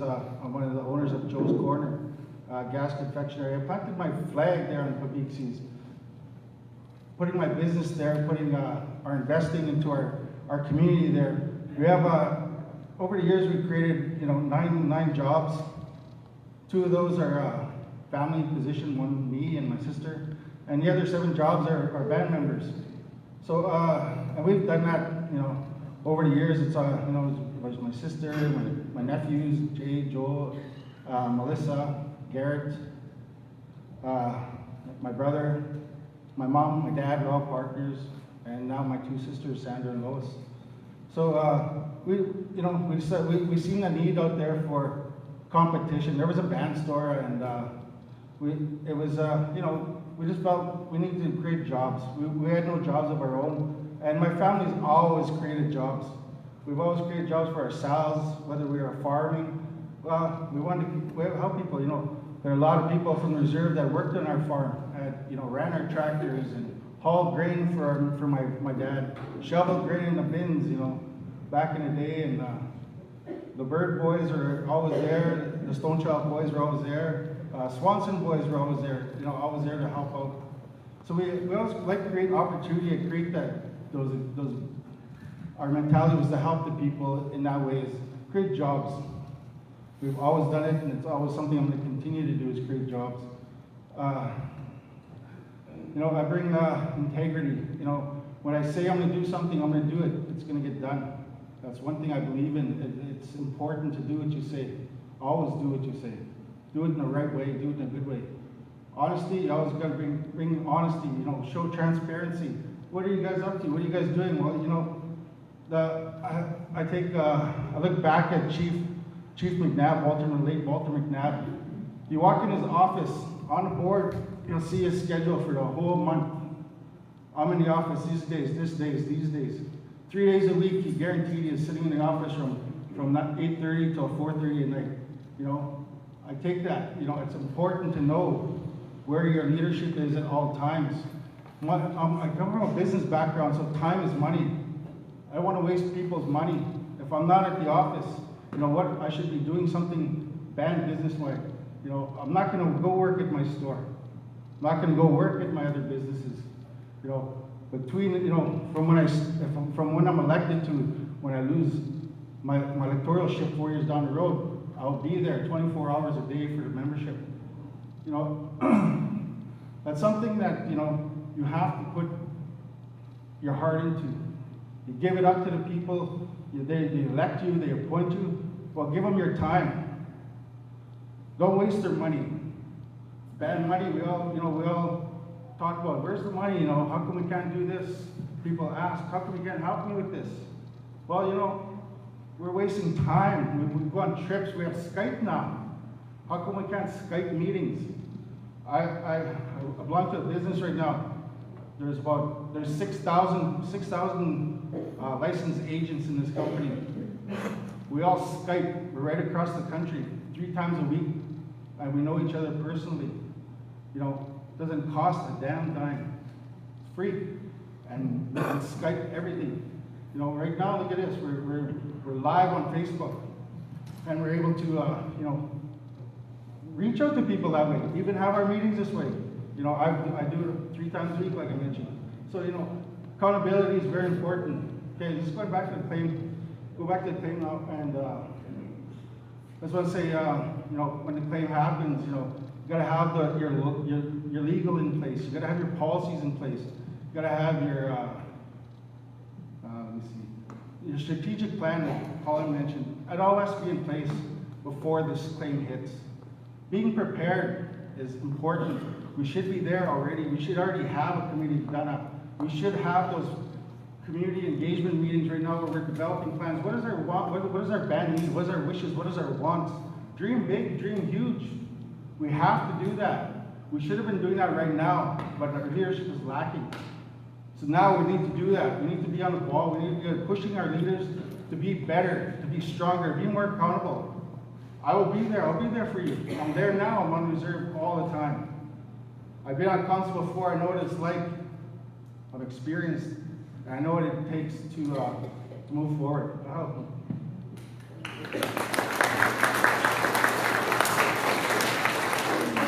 Thank you, Cooters. Our next speaker is Morris Noxious.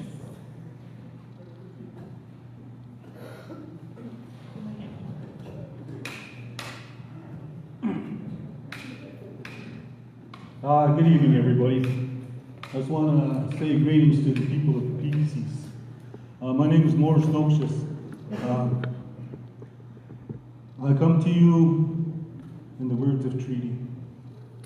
This is what I propose for ourselves as a nation, that right now, everything that we're doing is under the Indian Act. And no matter how hard we try change to do anything underneath the Act, the government of Canada has total control. And with that, we take a look at ourselves, and no matter where we come from, the origins of our people, we are all sovereign indigenous people. With that, the blood that flows through the signatories that signed treaties back in the days, it's still here with us. And me, I believe in treaties so much. I've been there so many times. When I traveled, I went down to the States. I've been there a few times, once through band business and once just to go and work. And I've seen the power of our treaty get us going, go through everything, and put us ahead of the line of other people. That's what I want to see happen to us as a people. I know that with that, I know that we have to travel. We have to talk to the people that are out there in the Peepeekisis. It doesn't matter where they are. I will propose to go out and speak, to get their message, to ask them what they want to do. We've got to ask them the question, and which makes them look at themselves. And the question is, who are you, and where do you come from? And I think if people just took that just to heart, just to think about our ancestors, we're very proud people. With that, I think that I think people could get along with that main objective, is that we're all equal in the eyes of treaty. So with that, I think it's time for us as a nation to take this challenge, step up to the plate, and take on this task that needs to be done. We need to take control of our own destiny, our own future. And this is what's going to happen. Because if we do not do that, we put our hands, we put our future in the lives of other people to say that, maybe these guys are going to do good for us when it comes to the government. No, it's not going to work that way. I think that we have to organize, and with that will come mutual respect for one another, because we are all in the same boat. We have things out there that we want to do. We've got healthcare that's lacking. We've got education that's lacking. Everything that's lacking was promised to us through treaty.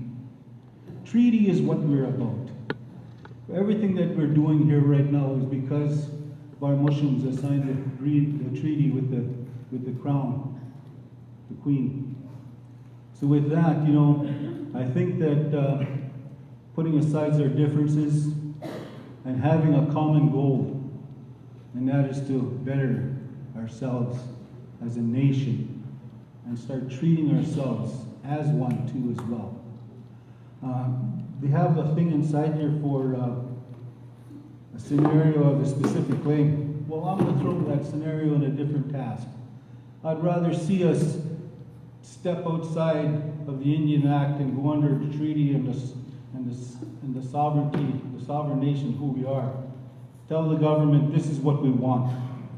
And once we do that, we can do whatever we please with the money that comes forth.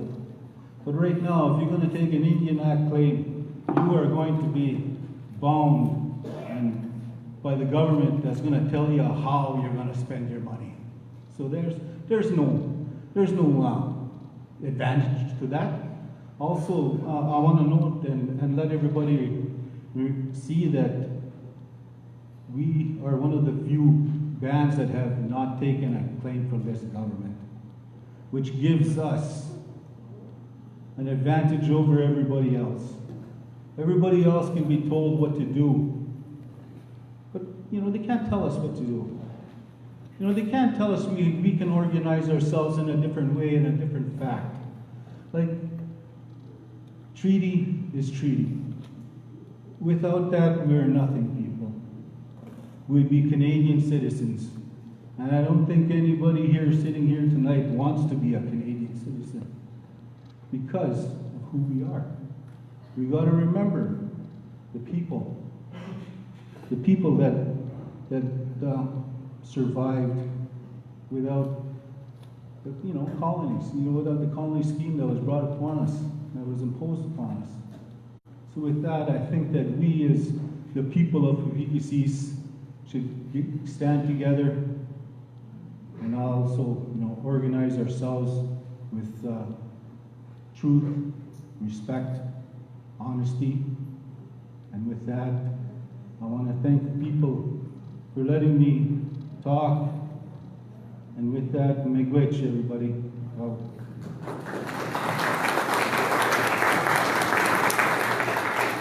Thank you, Morris. Our next speaker will be Charles. Yeah.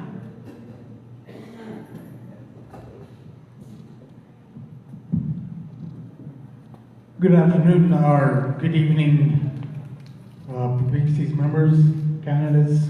Nice to see you all out. Thanks to the people that set this meeting up. If it wasn't set up, I wouldn't be here. What qualities do I have? I'm outgoing, I'm approachable, I'm a good listener. I listen to people. And then when it's my time to speak, I speak. One thing is that all my life, all my middle years, my little years right up until the age of 20, I lived on Peepeekisis Reserve. One thing that I notice when I go back is that there's no unity. Where did all that unity go? When I was a kid, playing sports, looking up in the stands, there wasn't just my family there.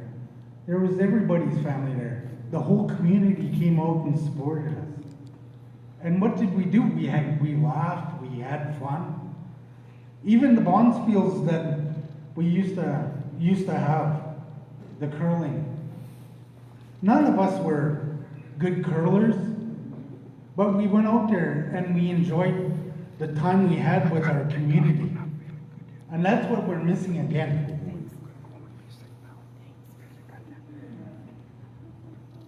Now let me move on to question number 2. Ernie, what would you want? How would you spend that money coming in? Exactly. Linda, how would you spend that money? I would put it away for future generations. Blaine, how would you? Everybody here needs to be heard. And us candidates, and the candidates running for Chief and Council, we need to hear everybody. As the Peepeekisis member, how I would do it, a trust committee. Have that set up even before it gets here. You know, and then I was thinking about that. I know that other bands put 10, 20, 30, 40% into a bank and let it sit there. Why? Why do they do that? So that they can have payments given out to the membership. $1,000 for each member during Christmas. $1,000 during summer to take your kids somewhere. And that's what we need to be focused on, is our children, our youth, benefiting from that money. One other thing that I was gonna mention was we gotta spend that money. Go out there and get companies to bring jobs onto our First Nations, as nobody wants to leave the First Nation, right? We got educated people. How many grade 12s did we have graduate from Peepeekisis? And what are they doing now? They don't want to leave the reserve. Why? Bring training so we can get these companies into the First Nation. We got to start bringing revenue instead of spending it. With that, I'd like to thank you all for listening to me, and have a good night.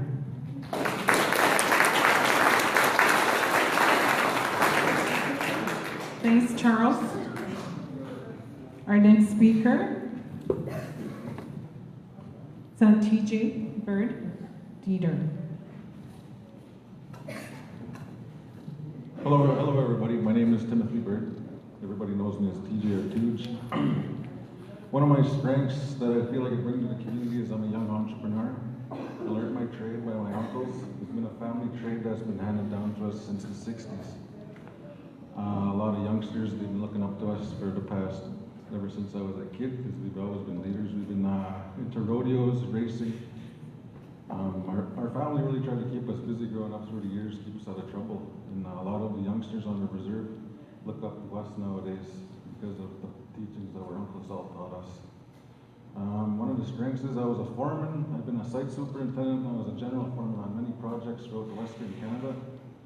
And you know, a lot of people see nothing happening on the reserve, and I feel I could bring my attitude in to show, not to fire anybody, but to improve everybody's skills in each field they were in, and to design some committees for our communities where our educated people need to be in, so then they can distribute programs for us. Because that's where I believe our educated people need to be in our committees. And for the claim, I'm not really too looking forward to the claim. I'll leave that up to the people's hands. But me and my family, we're used to working, and that's what we do. We've been working our whole lives.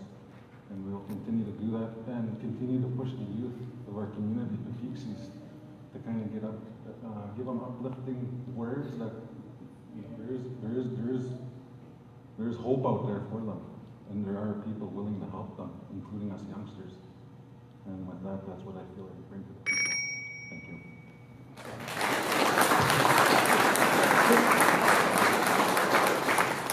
Thanks, Tim. How many speakers has that been so far?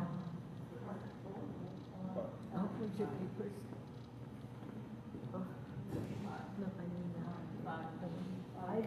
It's been 5. Okay, we're going to have one more speaker before we take a 5-minute break.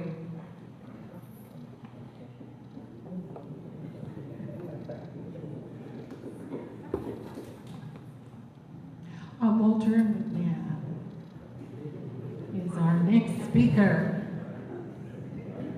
Thank you very much. everybody for being here, urban people. My name is Walter McNabb Jr.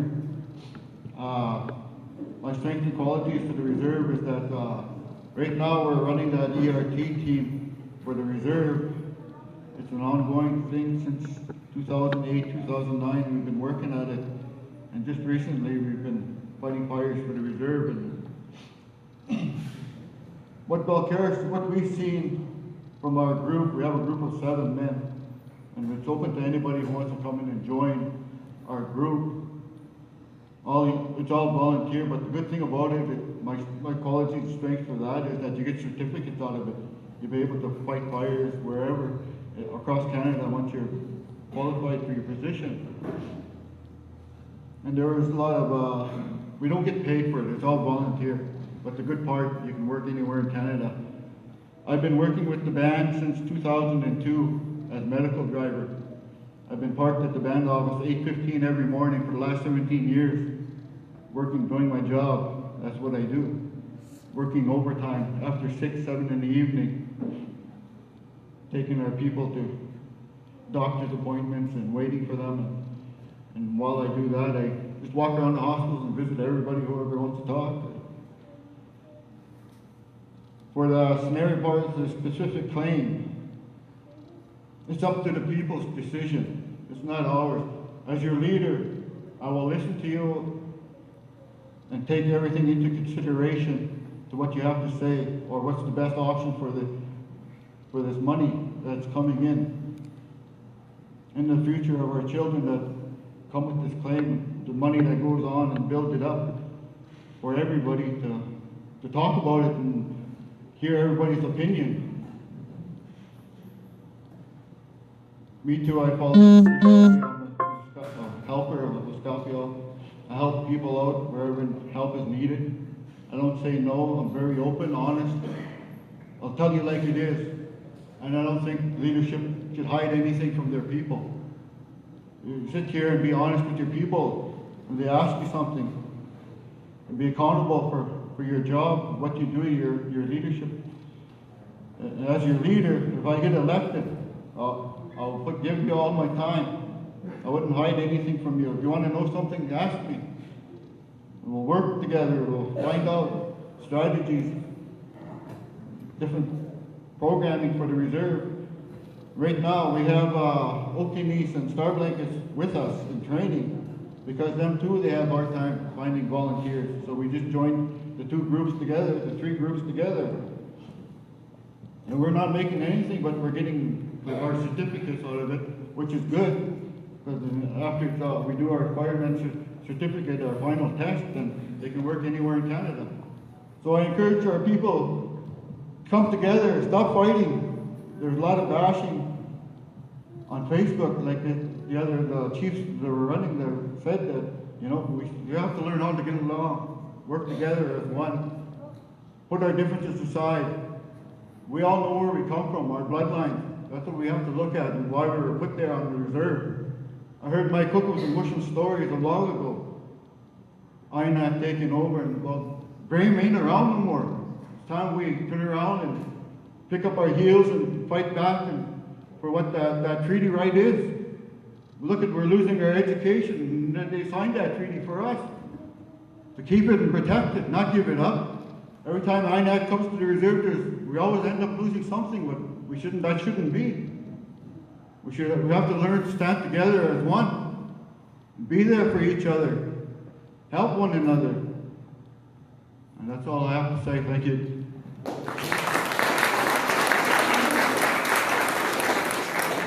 Thank you, Walter. We're going to take a short 5-minute break, and we'll resume at what time? 5:38. At 7:38. Say 20 to 8. Okay, so Nelson's going to time it.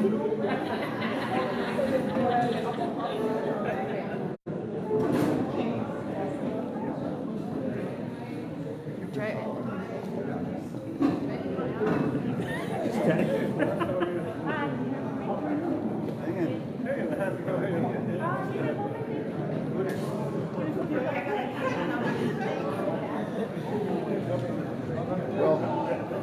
I stand here by myself today, I would just love to tell the people something. It's on. You can say hello to someone.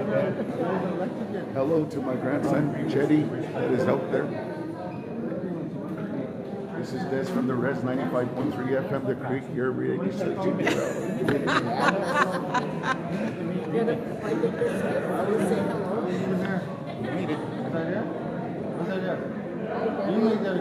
Hi everyone. Hello, Peepeekisis First Nation.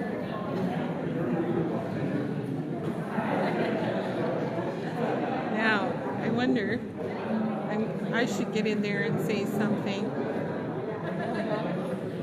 There has been a lot of people out there thanking me for what I did, but trust me, it's a group effort, but I appreciate all the thank yous, and we got a bit to go yet, so hang in there.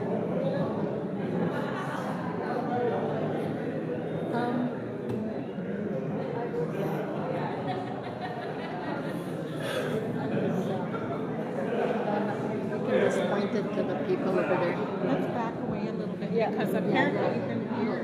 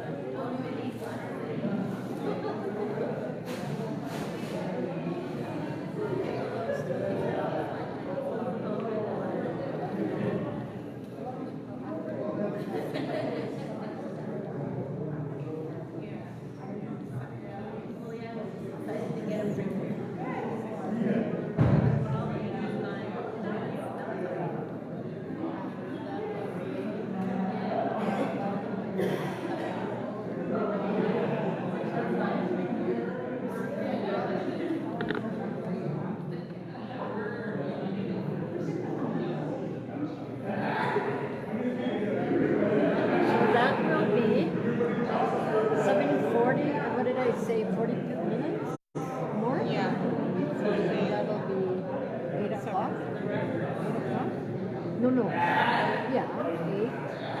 10 after 8. Oh yeah, it's almost 8. Yeah. Yeah, it'll almost be 8:30. I don't think we've timed it. Yeah.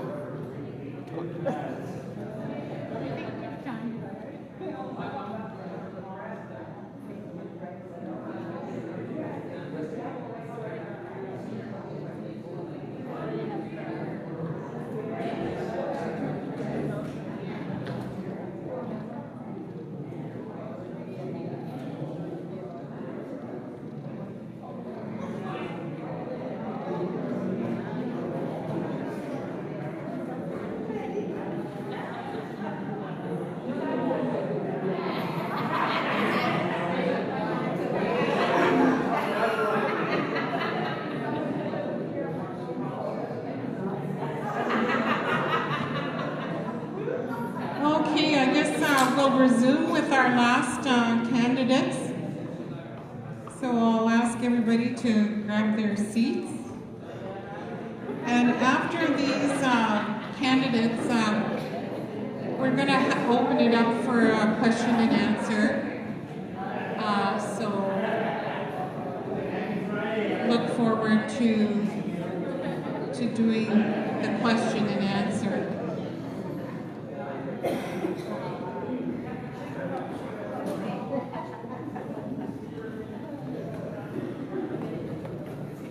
Okay, we got our timekeeper in place here, and we got.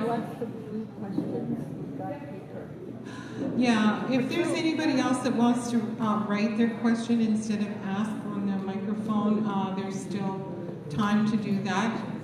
We're going to open it up at 8:30. But then our next speaker addressing the next speaker is going to be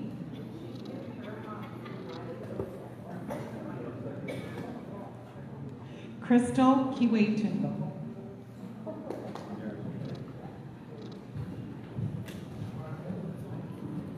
Councillor, Peepeekisis, elders and membership, I'd like to extend my gratitude for allowing me a time and space to speak on my reasons and concerns of expanding Peepeekisis as we lean towards change in governance. I am the daughter of Gilbert and Ruth Kiwaton, granddaughter of the late Norman and Harriet Kiwaton, and great-granddaughter of late George Kiwaton. My education began in 1978. I attended Peepeekisis School. Elementary school was taken in Belcarison, Melville, then eventually residential school in LeBret. I then returned home in 1995 to graduate from Peepeekisis School. I aspired and gained understanding of independence by seeking life skills beyond the community of Peepeekisis. Studying arts and sciences at SIFC, which is now First Nations University of Canada. After years of education, I aspired to gain understanding and seek life skills as a mother, a student, and a First Nations woman. This allowed me to understand the values and qualities of human life and to be able to advocate and hear the voices and concerns of our people in the terms of mental health, governance, addiction, and a place of belonging as many First Nations people encounter. These skills are essential to life traditionally and non-traditionally. I have attended ceremonies within my own community of File Hills, as well as attended church and tent meetings with an open understanding of diversity. Through experience in the workforce, I have gained insight on how a board operates, policy and procedures, which allowed me to understand the fundamentals of committees that would broaden my perspective of managing and implementing policies, procedures for programs and services on a provincial and federal level. Being a co-founder of the All Rise Project, a non-profit organization here in Regina, Saskatchewan, I have helped with proposals that would be presented to government officials that would seek funding and resources for residential school survivors, inner city services, which address the issues of First Nations people that struggle with homelessness, addictions, mental health issues, and support for missing and murdered Aboriginal women in Canada. Although this type of work experience, I have learned to carry a voice for us as Indigenous people to advocate and express our rights as treaty people within the Treaty 4 territory and beyond. As a nominee, I highly believe that engaging with membership is the key to a healthy relationship among us as a community, to be able to bring people in unity, to express and create ideas as a nation, to better understanding and perspectives in the direction we are heading. As we gear towards change in the future, be able to proactively speak and work with youth in membership, providing opportunities to help others as they prosper and aspire to believe in their dreams. Their rights as a treaty people. A leader I would be able to embrace and come with an open mind, which would allow our people's voice to be heard. Understanding history and values of who we are as a Cree Nation, it would be essential as a candidate to have knowledge of current political events on provincial and federal levels, to embrace our inherent right as treaty people within the Treaty 4 territory, with many of us still using the land and resources as a method of survival. We lean towards change. I would be highly regarded that communication is key in any relationship on any form of governance. As a candidate seeking a role as a head person, let us share in moving forth as a sovereign nation. The qualities I bring to Peepeekisis First Nation are communication, openness, honesty, and to be able to talk about why our veterans fought for our treaties, why treaties were signed, to hear each and every one of you your concerns.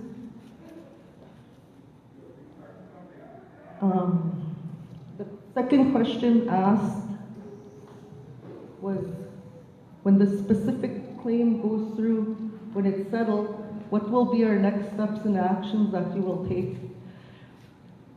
I believe that in a councillor position, first and foremost, we need to hear our membership.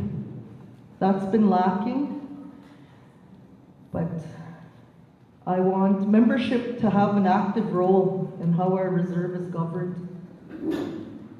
And with that, I leave the mic to the next candidate, and thank you for hearing me. Hi.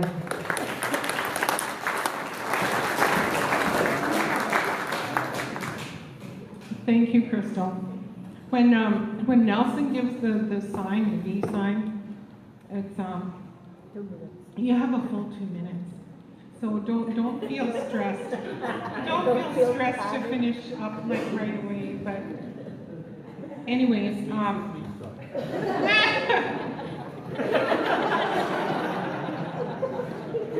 you'll get that sign for sure.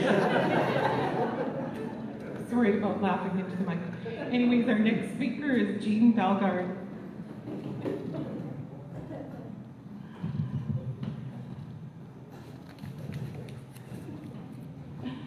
Good evening, everyone. Friends, relatives, and especially our elders here this evening.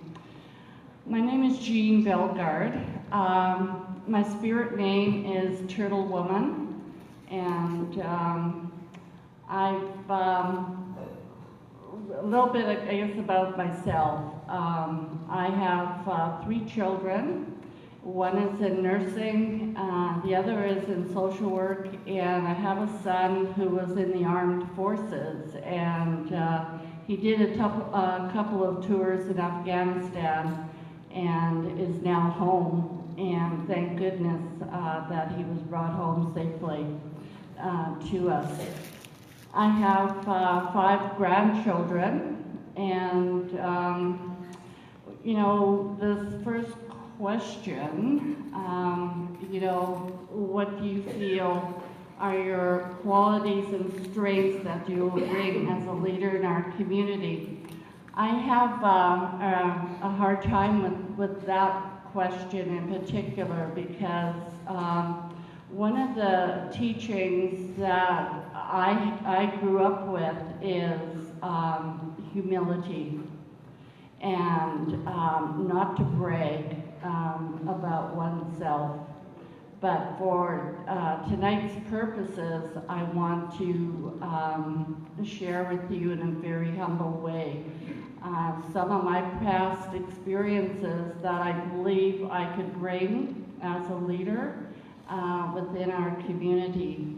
And one is I've had several years of experience at various levels of government, from in Manitoba with the Department of Indian Affairs and working on their Northern Flood Agreement. And I also did a 1-year executive interchange with the late Elijah Harper. And I learned many things from that great leader, which I believe I could bring home to our own people. And following that, I worked as the administrator at the Fort Capel Indian Hospital in Fort Capel, and then as the director of the First Nations Health Services Program. One of my co-workers is here tonight, Erlene Keewatin, and we did, I believe, a lot of great work in the area of healthcare. One of the things was being part of a project team in developing what is now called the All Nations Healing Hospital, where we had a team, we had elders, we did everything in a very traditional approach every step of the way, right from selecting the land to the design and to the creation of programs and services that adopted both the Western and the traditional approaches to healthcare, which is a passion of mine in terms of health for our people and allowing them that choice of the model that they want to utilize. From there, I went on to, I spent about 1.5 years at home with my mom, because my mom was aging at the time. And some of you may know her, the late Olive Bellegarde. She was a leader in her own right in our community. She spent a lot of time with the elders, organizing, and as well as other great leaders in our community that are now our elders today. I believe that some of the strengths that I do have are that I walk with respect, that I am respectful of all people. I never want to ever offend anyone. I'm a good listener, and I will do whatever I can. Okay. Are we down to 7 minutes now? Oh, okay. The other question tonight is on the specific land claim. And I believe that, you know, I keep hearing, well, we have a strategic plan. We have the planning in place.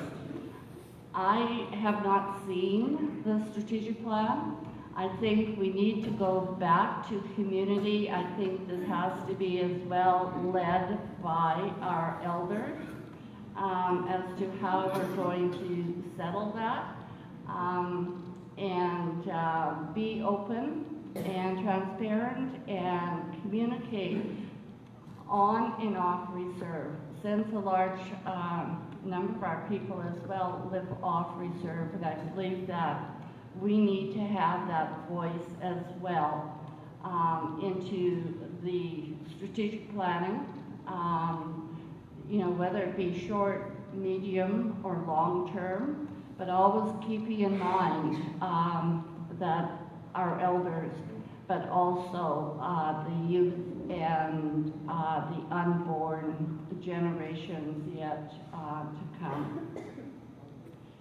So I would, as a leader, I believe, take this back to community, and I think one of the key things as well at the forefront would be the development of a database. Right now, I know we are spread from coast to coast in this land, and even into the U.S., our membership are living. But do we know where they're living? What are their addresses? Because if we have to go for a referendum, which I believe we do, I'm not sure where we would begin. So I believe hiring somebody to develop that database, as well as developing a plan with the use of the trustees and with, you notice I'm ignoring him. Okay, Nelson, sorry. Thank you very much.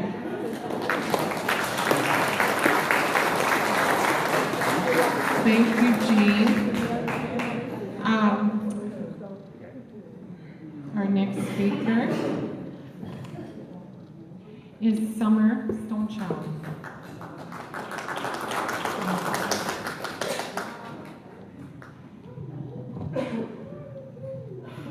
Good evening, everybody. My name is Tree When the Leaves Come, or Summer Stonechild.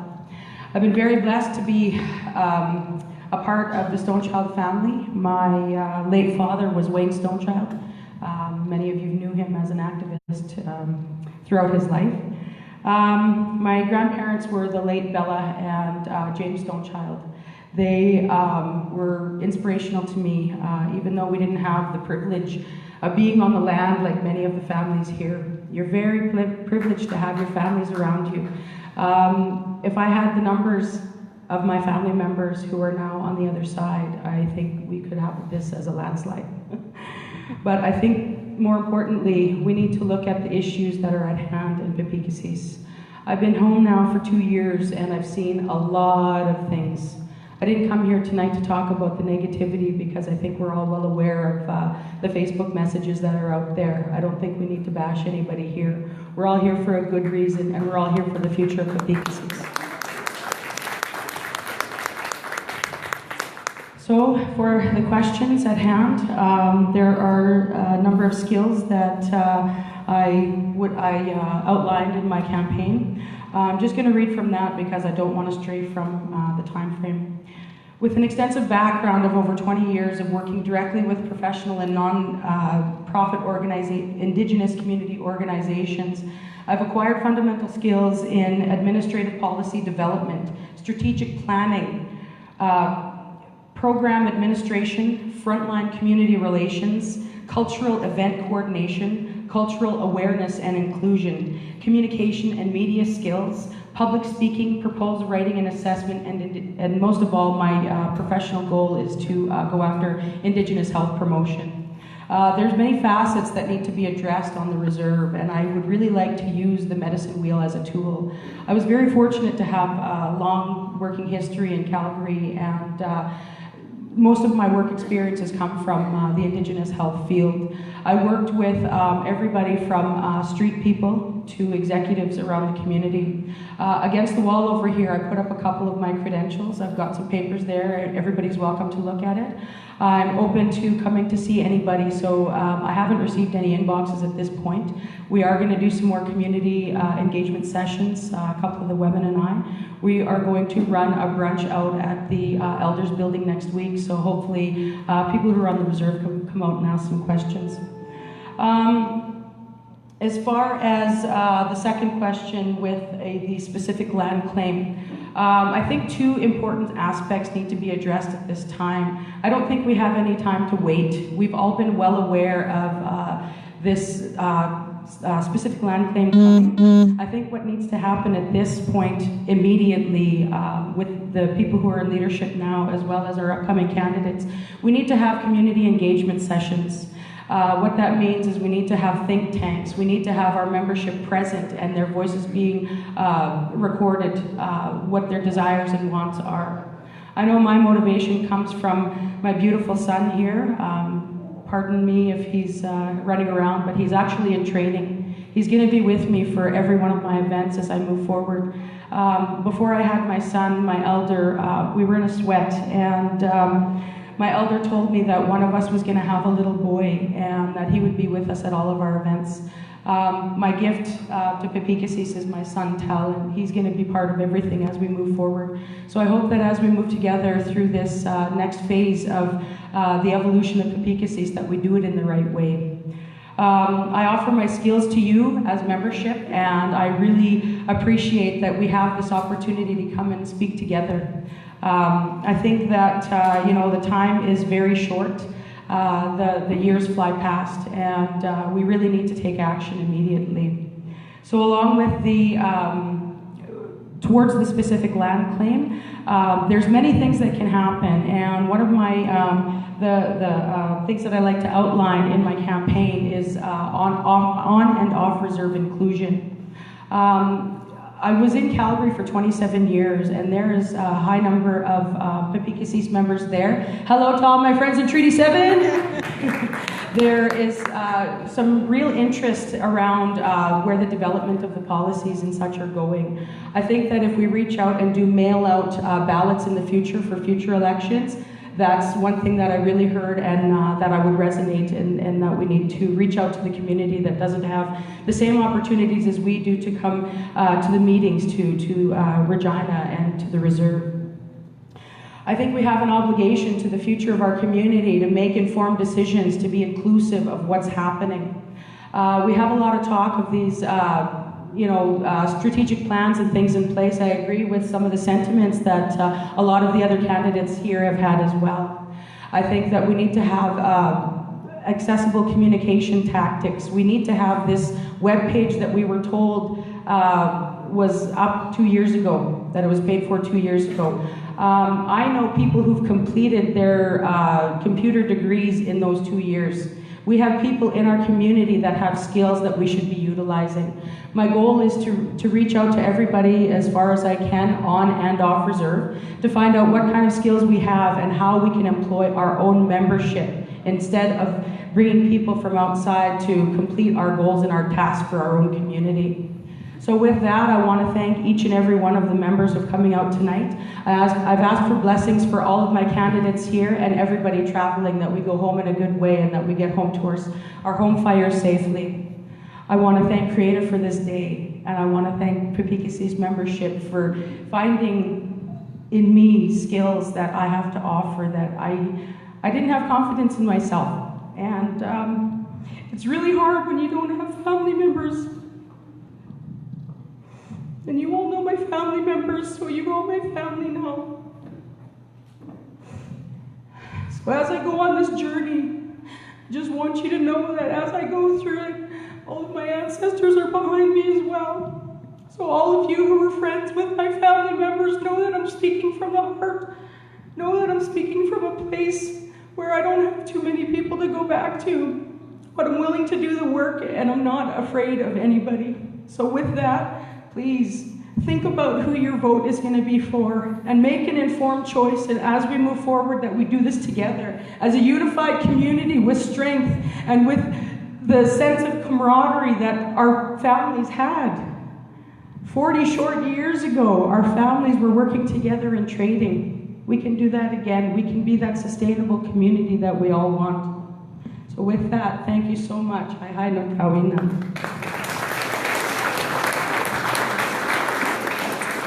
Thank you, Summer.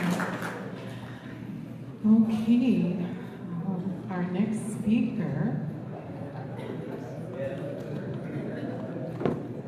is Glenda Goodfuss.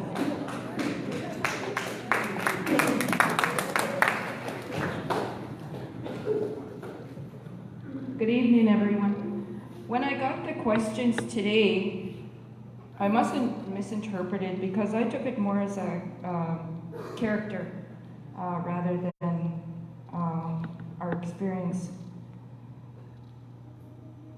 So what I did is I asked my husband, because he knows me, and because I was brought up that, like some of the other people, that it's vain to brag about yourself. So I asked him, and he said, I have compassion for the people. I have the ability to look ahead for the babies not yet born. I'm selfless, I have integrity, and I'm humble. I'm also a kokum, and I'm a very, I take that very seriously. So, as in qualities and strength, I think we have to look at the importance of accountability. Who are we accountable to? You know, somehow along the road we forget, and we think that in our thinking or the way it's set out, we forget that we are accountable to the people. The people are not accountable to us, first off. Second off, and most importantly, we are accountable to the Creator. We have to answer for us. So I take that seriously. I'm a very serious person. Whatever you do, don't ask my nieces or nephews about me, because they'll lie. I'm efficient. I have a vast experience in research, supervision, children, youth, small business, you know. I've always been in politics. I've always been like a backseat driver of politics, and I waited for my time, and I was told I take direction from my elders. And I believe I'm ready now.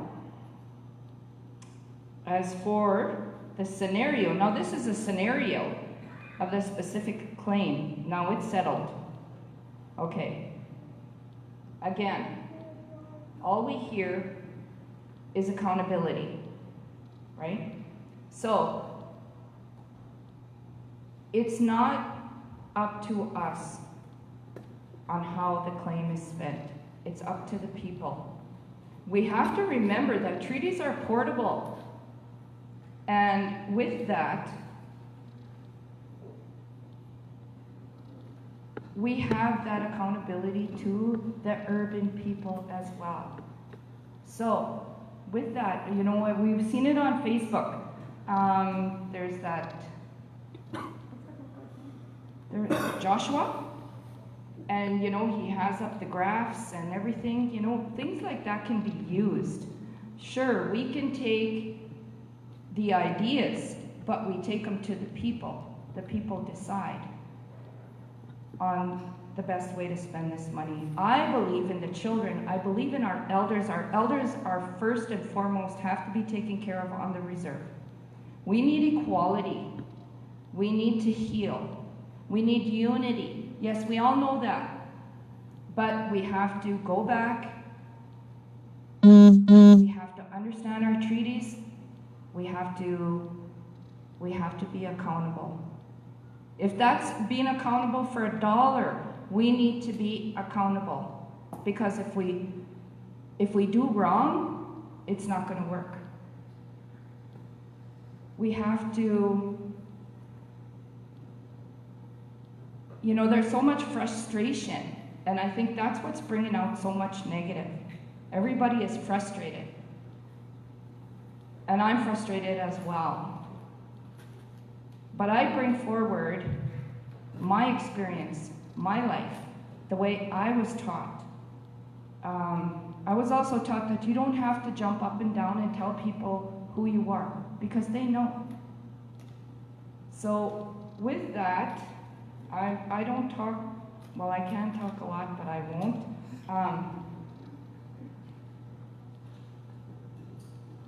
I'm kind of nervous. I don't know why. I think because Blaine keeps looking at me like that. But I think that's all I'll say for now. Okay, thank you.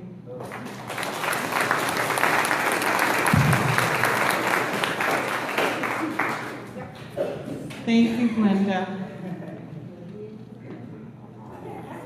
Okay. Our next speaker is Susan Nuxious. Good evening, everybody. It's nice to see so many people here. I mean, I've been at the head of the table before, but it's a whole other thing to have a mic and be able to speak to people. So, the first question, what do you feel are your qualities and strengths that you will bring as a leader in your community? So, on the way up, I was rehearsing all of this, so I have it written down. So what I'm going to do is just read from what I have written right now. Well, first of all, I'm Susan Nuxious. My mom is Noreen Nuxious, and my father was the late Archie Nuxious. I am a mother to 3 and a grandmother to 1, so that's a lot of fun. I have been active and involved in community events, political and social, for the last 8 years or so. Within the last couple of years, I have been an active member of our community, participating on the political level as the assistant to our Chief and Councillor. So I have an understanding of what is up and coming for our nation. There's so much more that I could elaborate on for what I think should be done for our community. And the position I sat in, I didn't have a voice. I had an opinion like everybody here. So I guess I'm just asking for you to let me be your voice. I'm a kind, caring, and compassionate person, and have lived both on and off the reserve, so I know the struggles and the frustrations. And the biggest one that comes to mind is communication. Because I do a lot of the mail outs and stuff like that, I know that not everybody gets information, but you know, that's one of the goals would be to strengthen that communication gap. So moving on to the second one, the specific claim. So once it's settled, I believe we need to set up a board of trustees like everybody, all the other candidates have kind of said, and also kind of focus on bringing it to the membership, because ultimately it'll be you guys making the decisions. So, but I mean, some ideas I guess would be is to concentrate on our elders and our youth, because I know that, you know, living on a limited income such as pension is, you know, and especially in the city, would be hard to do, to pay all your bills. And I know that our reserve offers the $250 to our elders, but that's once a year. So working towards something like being able to pay their utilities all year round would be a goal, I think. Also, our youth. I know that when I lived in the city and my sons played hockey, like this was at least 10 years ago now, fees were $900 still back then. So, you know, some of that could go towards short-term goals like that. Long-term goals would be concentrating on future generations and putting money away for them, and, you know, I think that's how the specific claim should be, I guess, sort of handled. So with that, I want to thank you for listening, and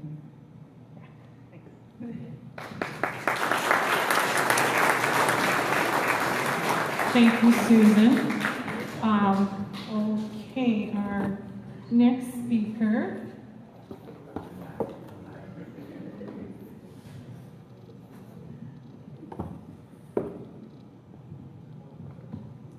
Our next speaker is Thomas McNabb.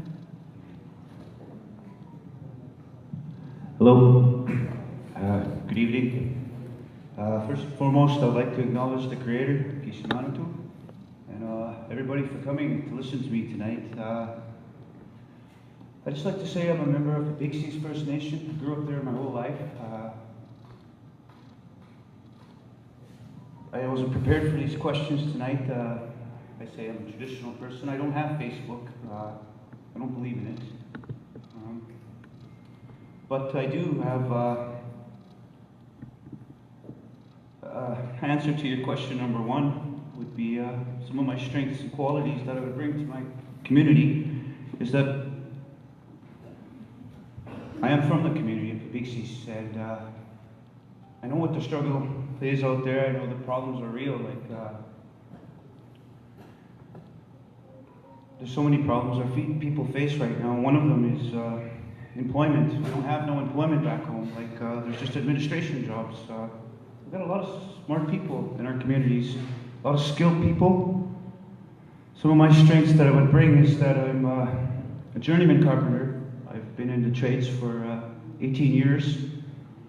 Been a journeyman carpenter since 2009. I'm a good role model for my people. I believe in my inherent right to education. I believe in my inherent right to, our inherent right to housing for First Nations people. That's why I've pursued a career my whole life as a carpenter, hoping one day I could come back and do a better service to my people. And I've come home and I've worked as a journeyman in my community, worked for my people, helping better their lives, training some of my younger people there, my nephews, my family members. I see I'm a strong advocate for the trades. I'm a journeyman carpenter. I don't have much credentials other than that. And I went to the military, built leadership qualities. I was a graduate from Bold Eagle. I haven't been on welfare. Like I said, struggles are real for our people. I had to walk off my reserve when I was 18 years old. I didn't have the support that I wish I would have had from my community. I wanted to get a job. I wanted to better myself, so I had to come here to the city to access these resources. And I thank a lot of the people, the Indian organizations that were here set up in place to help us, like Construction Careers, SIIT. All those people there, all those organizations, they're designed to help us. And if elected as headman, I feel I could bring these trades home. I've already sat in with Construction Careers. They're willing to sit down with us and help us write our proposal. We could bring the trades home to our people. I don't see that they should have to walk off the reserve. Some of them, they're in education, they go pursuing degrees and stuff. And my daughter right now, she's in university. I'm very proud of that, her going that way. But I have sons that are they're coming to be of age pretty soon, and they want to be like me. They say, "Dad, you're my hero." And they want to build houses, and I told them, I don't know if this is ever going to happen with our reserve. I said, but I'm back home to help my people, and we got a lot of journeymen, we got a lot of tradesmen in our community. In all areas, we're skilled in administration areas. So those are some of the things that I feel that I could bring back to my people as a leader. I'm a sun dancer. I'm a traditional person. I'm not perfect. I try the best way to be a positive role model in my community. These are the ways of our ancestors. Like the signing of treaty, we say we're treaty people. Well, we are treaty people. But we can't forget who we are as Indian people. I don't even know what to say. It's we're very strong, proud people, and I'm very proud to say I'm from Peepeekisis. I don't know if people say that they're not proud to be from here, but I am. And as an elected leader, if I was to stand for you, so I believe in all of you. So I believe in my elders. I believe in their wisdom that they carry for us. My grandfather, I'm a hunter, my traditional hunter for my people. I've always provided for them. I never asked for anything from them, just that they have a better life. And I think about them all the time, even though I don't have to. I still do. And the scenario on the specific claim, once it's settled, well, this scenario, it is settled. So we'd have to take it back to our membership. We'd have to have these trust committees, and we'd have to, I feel as a leader, that we could set up these task force to like put things in plans for our people, give them options, like they don't just off the top of their head. As we as leaders, we should know already, like what's going to benefit our people. So we can have these things in place for our people already, give them choices, like I don't need the money. I'd even invest my own money into my people, like laying the foundation for this housing corporation, this housing company that I believe we could start. We have the manpower out there, we have the power that we could train our people, and I believe I have the right resources and the right contacts to actually bring some of these resources in the trades anyways to our people, creating more jobs. Like this specific claim, like I don't know if we're relying on, I'm not relying on this money anyways. I know I can generate money for our people, and I can bring stuff, programming to our reserve, to our people. And I just feel like you guys just go home, you pray about it, and let the Creator decide this. And let your hearts feel it, and you know, when you make that X on, know that whoever's standing here, they're going to do the best jobs they can to be there for our people. And just thank you very much for listening to me.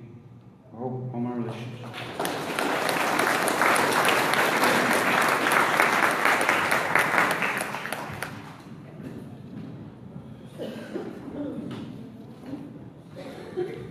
And now speaking.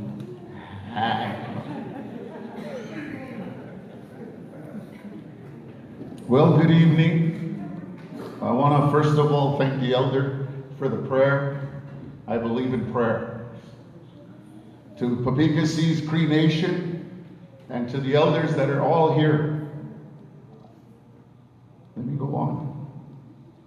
Thanks to May Denemy and Debbie Hill for having this forum. Thank you very much for bringing us together. Every one of us that are at this table right now, we are all together. We are going to be, some of us are going to be the next headsmen of Peepeekisis First Nation. So, yes, we are coming together. And for the former chiefs that are going to be, the 7 chiefs that we're talking here are going to be our next, there's going to be 1 chief that is going to be speaking for our people. And I'm glad to tell you that my wife, Joy, did somebody turn me down here or something like that? Not me. Then my wife Joy and my daughter Nina, my son Des, and my daughter Tessa, my son-in-law Reno, and my grandson Jet. I thank the Lord for family. And today, you guys are my family. We've been all raised together in Peepeekisis. If you've been raised off Peepeekisis or you've been raised on Peepeekisis, we still are a nation. And that nation, we need to grow because there's no communication, and the communication needs to start today. We need to start today as a people. I'm not going to preach. I'm going to slow down here.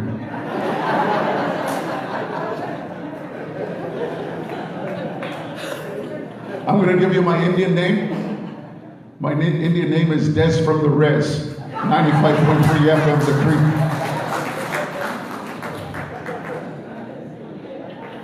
I've been 30 years drug-free and alcohol-free. And I thank the Creator every day. I started working at the age of 14. I went to Winnipeg and started riding on thoroughbred horses. It doesn't look like I could ride thoroughbred horses right now anymore. A little heavy now. I want to thank the ones that nominated me, my sister Teresa, and the one that seconded me, Nelson Bird. I appreciate that. I thank those people that had confidence in me. I've been a foster parent for 23 years. I've looked after many children that needed a mom and dad, but I would never take the name of mom and dad from them. And I raised, and I have many grandchildren in the foster care. They have come back to me. I still have a relationship with all the foster children that I have kept. And you know what? When they went to school and the other people were saying, oh, that's just a foster kid, you know what? I took them as myself, my own kid, and I fought for them. And that's the thing I say tonight, is that we need to fight for Peepeekisis. Say that. We need to fight for Peepeekisis. Peepeekisis.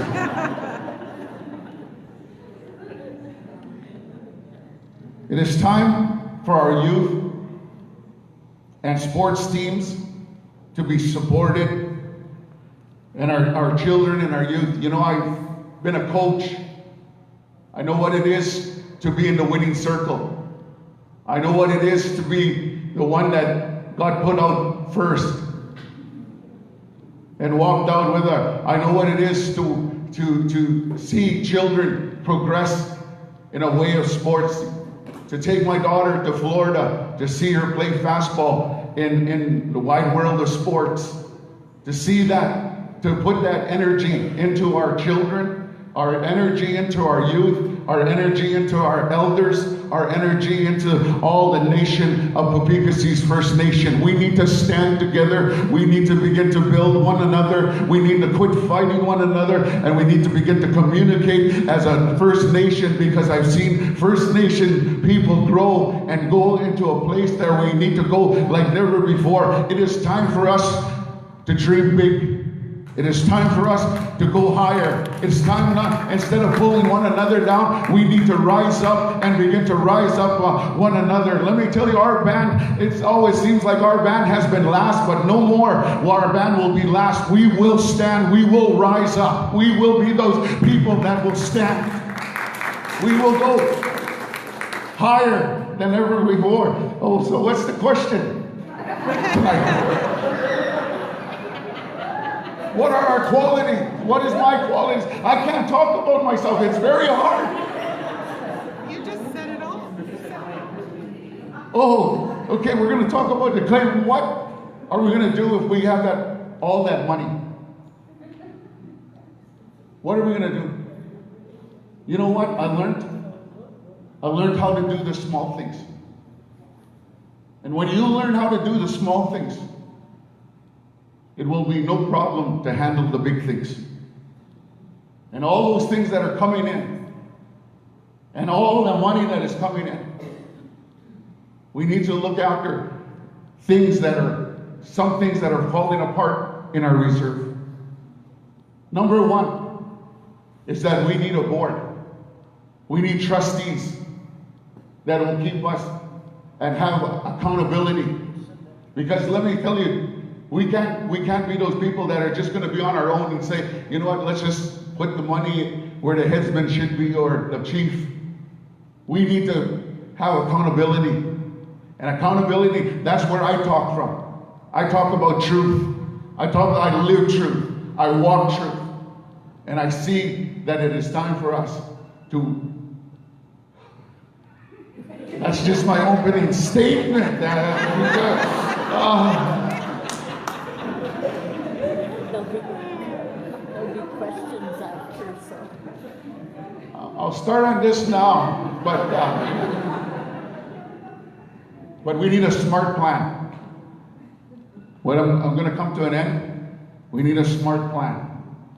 And this smart plan is that we need to clarify, and we need a goal. If we don't have a goal, we're not going to have a smart plan. Thank you very much.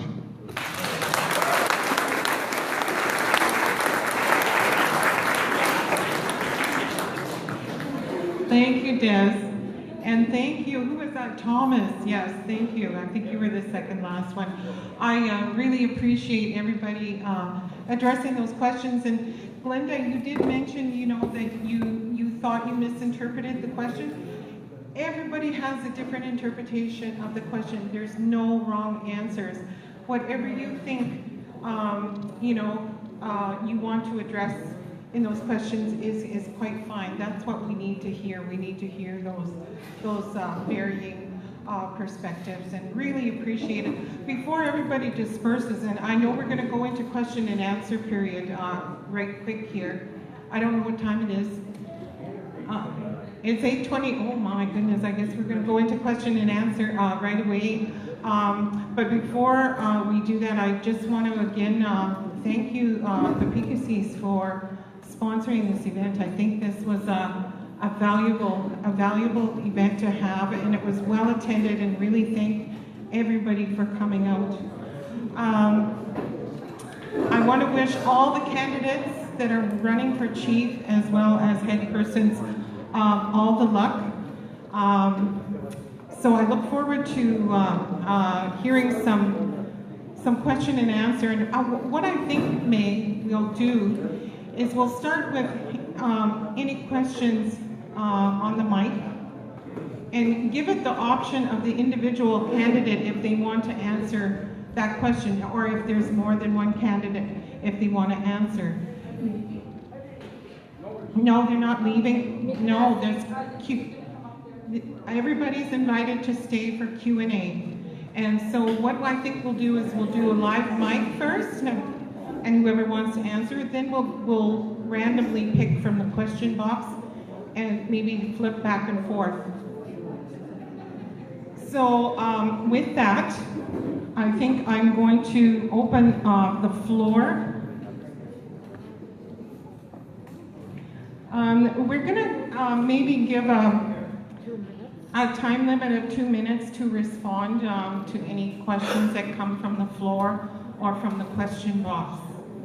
Is that fair? Is that fair? Okay, with that, I'm going to see if anybody from the floor would like to ask a question.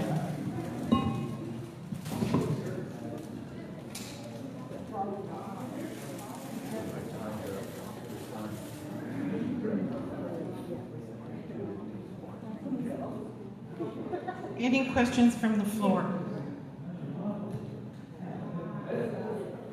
And like I said, any candidate that wants to answer the question, feel free to do that.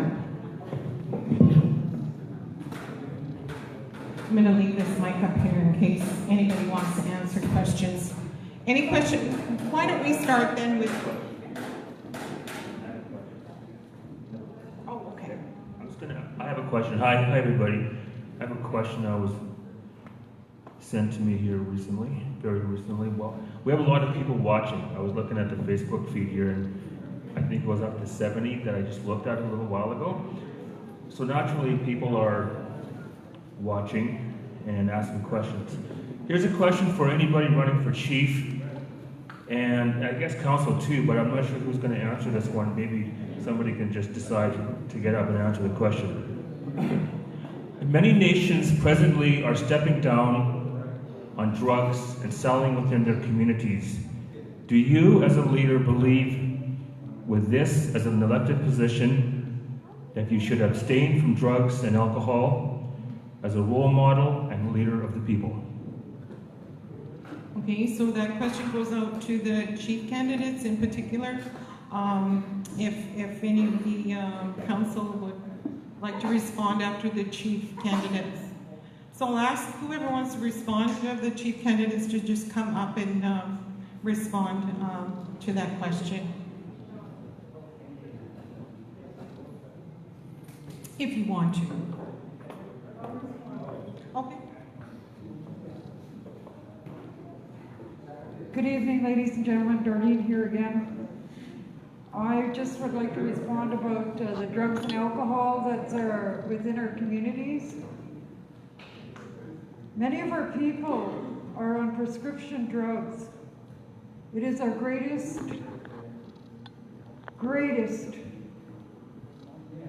enemy is prescription drugs. And we have many people within our community that are on prescription drugs. But because of poverty and every other thing else, the drugs get sold and the people go without. But for the chief and council, I think we should abstain. I believe that the abstinence of hard drugs, alcohol is, what did our people say? Bring a strong law against alcohol. And that was treaty law. So when you bring a strong law against alcohol, you also have to acknowledge how much alcohol is in baby drugs like Tempra. You have to look at your medications. And that is something that we don't look at in our reserve. We don't look at the health factors, that our people are living a shorter lifespan because of the pills. They're living a shorter lifespan because of the alcohol. They talk about marijuana right now as being legal and all over the place, and I told the band 5 years ago, get that crop up and running. Because it's not us that will be taking it, it's after a while our people won't even look at it. But there's a tourist trade coming to Canada. And that tourist trade is going to be looking for those kind of things. Like we could stand and say, oh yeah, that's not a good thing, but it's an economic thing that is happening within the world right now. And Canada is the biggest smoking nation in the world. And you either are going to have to look at the economic things of it, because with it comes social things. But it couldn't be any worse than the crystal meth that we have within our communities. At leadership too. It's at leadership as well as in the communities. Hi. Thank you, Darlene. That was Darlene Denby that just answered that question regarding the use of drug and alcohol when we're in leadership position. Toby Denby is now going to answer that question. Why, sure. Okay, there's two things happening. One, over here, okay? Under the Indian Act and under federal law, it's unconstitutional and discriminatory to drug test and to quantify drug testing within any organization. So therefore, there's drug and alcohol policy and acts.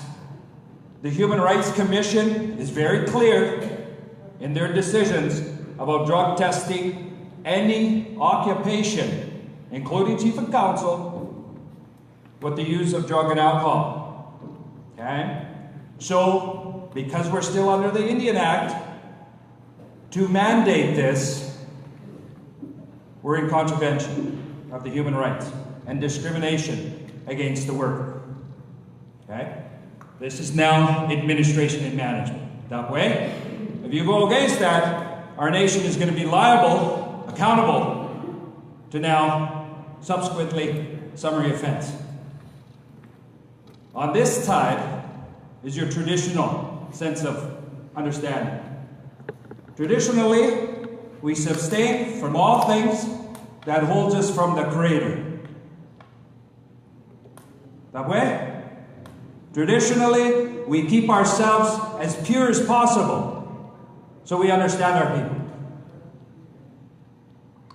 So, there is going to be a dilemma about this question, and there always is going to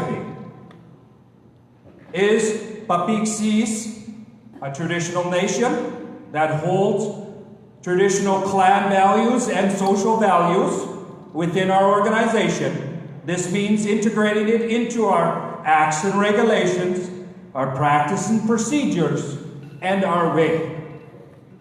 And it will be up to you. It will be up to each one of you. That way. Thank you, Toby. Would anybody else like to respond to that question? I think that was fairly clear. Maybe we'll pick a question from the question box. May is going to pick out a random question, and if anybody wants to come up and answer.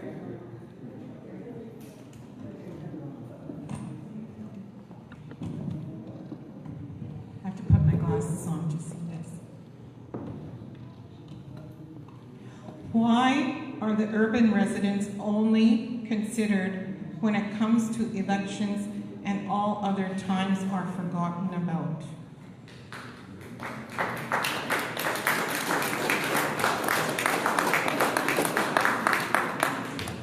Would anybody like to address that? Yeah, Chief and Councillor, whoever wants to address that.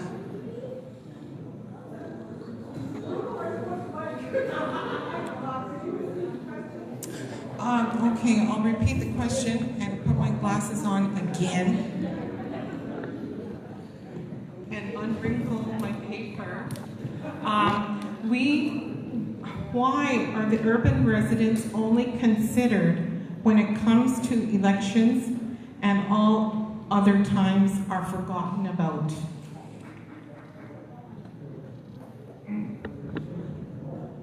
Well, speaking from experience, I've been an urban member my whole life, and it is actually sad, and it's a breakdown in a lot of the things that we've talked about here.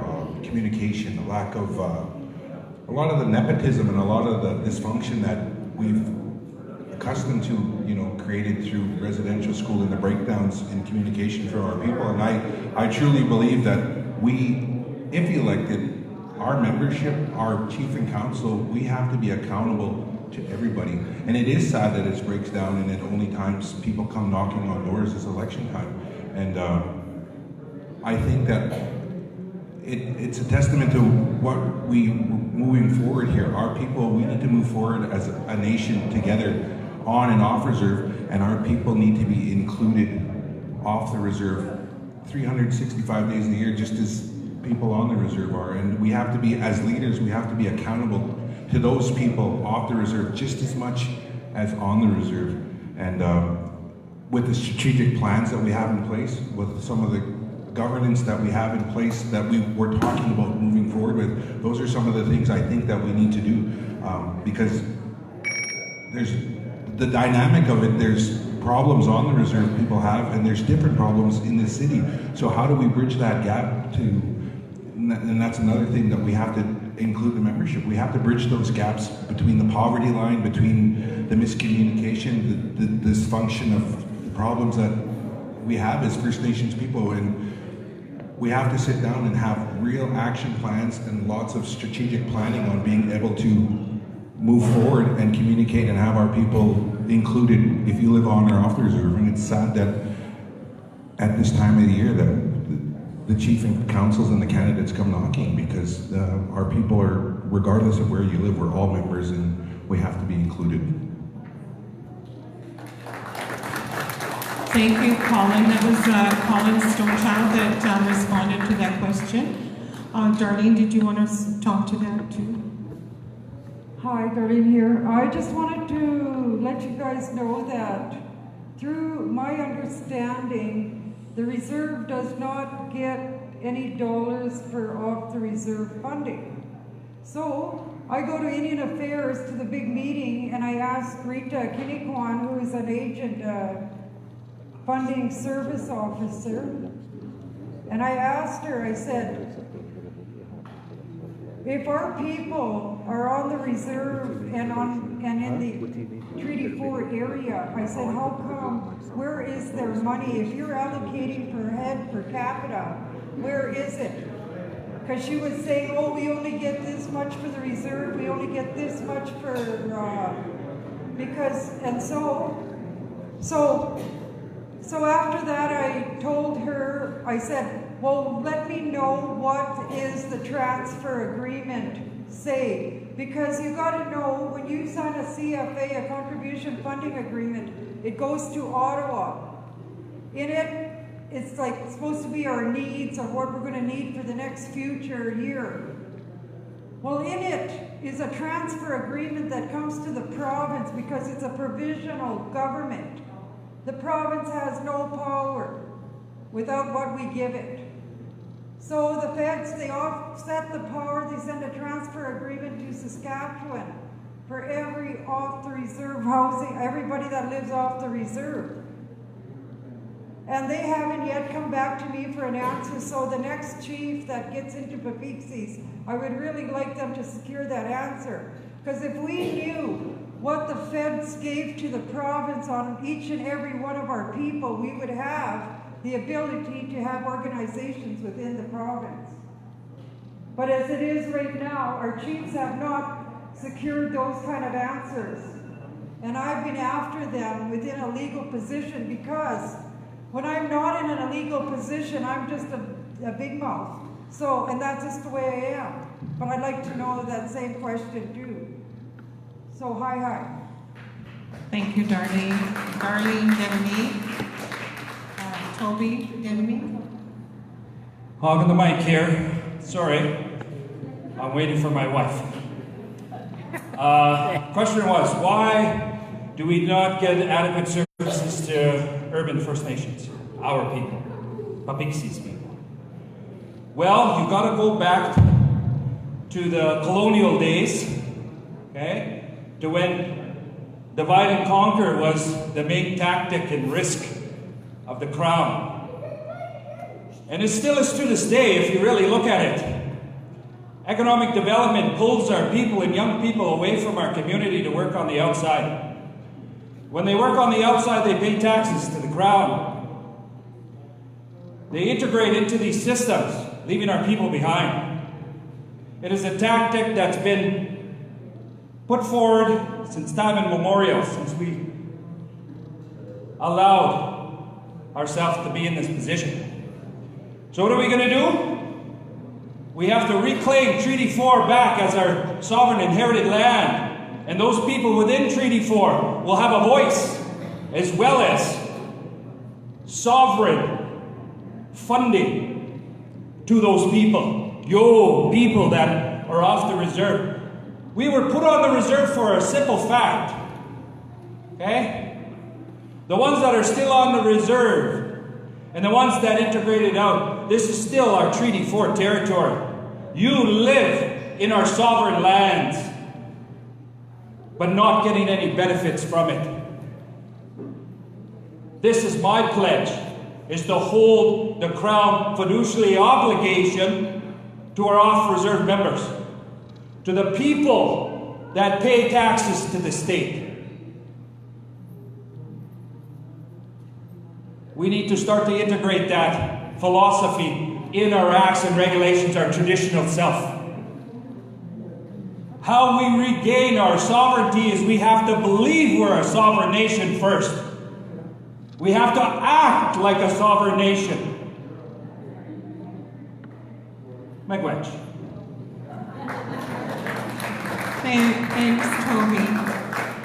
You know, I'm not a candidate or anything, you know, but you know, I had to move away from the reserve to raise my kids. I had to work and raise my two sons. And I had no choice but to move away if I wanted to, you know, keep a roof over their head and keep food on the table. And that's just what I had to do as a single parent. In recent years, I've been working, you know, teaching degree nurses. And I used to take fourth-year nursing students into community placements. And our people are poor. They're in the city here. They're utilizing the food bank, Carmichael Outreach, you know, mental health. Like, our people are poor, and it just distresses me to hear that, you know, if we do get a settlement, you know, that you know, people that are on social assistance will be cut off. That just disturbs me, really disturbs me. Anyways, I'll go on to next question. Excuse me, as a member of Peepeekisis, I hear a lot of talking. You know, we have to respect one another. My name is Phyllis McNabb. My dad was Theodore Stonechild. A lot of people listen to me, but we have to be respectful. We're taught to be respectful.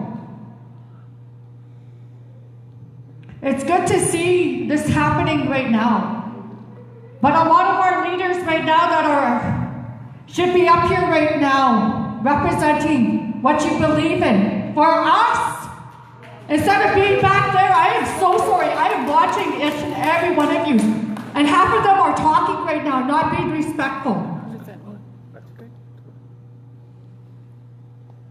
I stand for leadership. I stand for accountability. I stand for respect. I stand for compassion. I was not brought up on the reserve. I was actually brought up in Regina, Saskatchewan as an urban person, not knowing who I was. Not even knowing if I was Native or not. And that's sad when you're lost in a society that you don't know nothing of.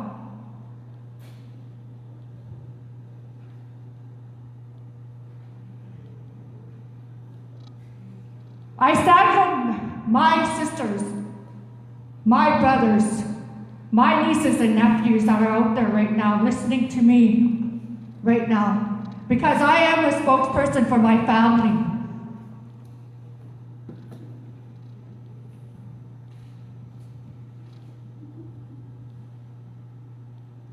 I wasn't brought up in my traditional ways, but I found the Lord when I was 23 years old.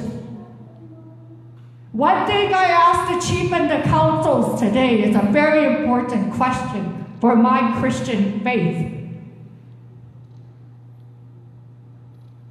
You have to be willing to be inclusive with the person that loves the Lord, that found the Lord when I was out and down and out. I was 23 years old thinking about suicide because I didn't know who I was, and you're looking at a lot of younger generation today. Yes, we love our elders, but to be honest with you, I wasn't brought up with the elders around me. I'm so sorry. I never seen an elder at my dad's funeral. I didn't see an elder at my late husband, Robert McNabb, or my nephew. I understand we have a 2-minute thing, but this is for reality, people. I'm speaking on behalf because they're going to be listening, and I'm going to come, and I'm going to bring my family because that specific claim is coming, and we got to be ready for it. Urban people in Regina, Saskatchewan, look at how many people came tonight. They want jobs. I want a job. I have my level 3 in education right now. I want a job today. I'm sick of tired of being, getting my resume in there and all of a sudden not even having an interview. I would like to see a daycare held in Regina, Saskatchewan, where you can employ about 20 people from our First Nation on Peepeekisis. That's what I would like to see. So with that, my name is Phyllis McNabb. You're going to see this face more often because I'd like to speak on half of my family and half of Peepeekisis, because you know what? My late dad, when he was alive, we would talk about the reserve. But I'm a strong person. I have a backbone. It don't matter if you talk about me or what, because you know what? It takes a strong leader to be able to take criticism and not walk away. And love one another on Peepeekisis. Because you don't know what we go through every other day. Because you know, in myself, I have a spirit. Right now I'm strong. Because I'm a strong person individually inside. Because when I found the Lord, that's who gave me the backbone of my spirit inside of me. And God bless you. And you know what I'd like to also see? Is a church built on Peepeekisis. Because there are people that need the Lord. And some maybe not be able to be where they are today traditionally. If God wanted me to be a traditional woman, He would have made me a traditional woman. But He made me into a loving woman of God. I speak from my heart, and I speak with wisdom, and I speak with knowledge. God bless you all. Thank you. Thank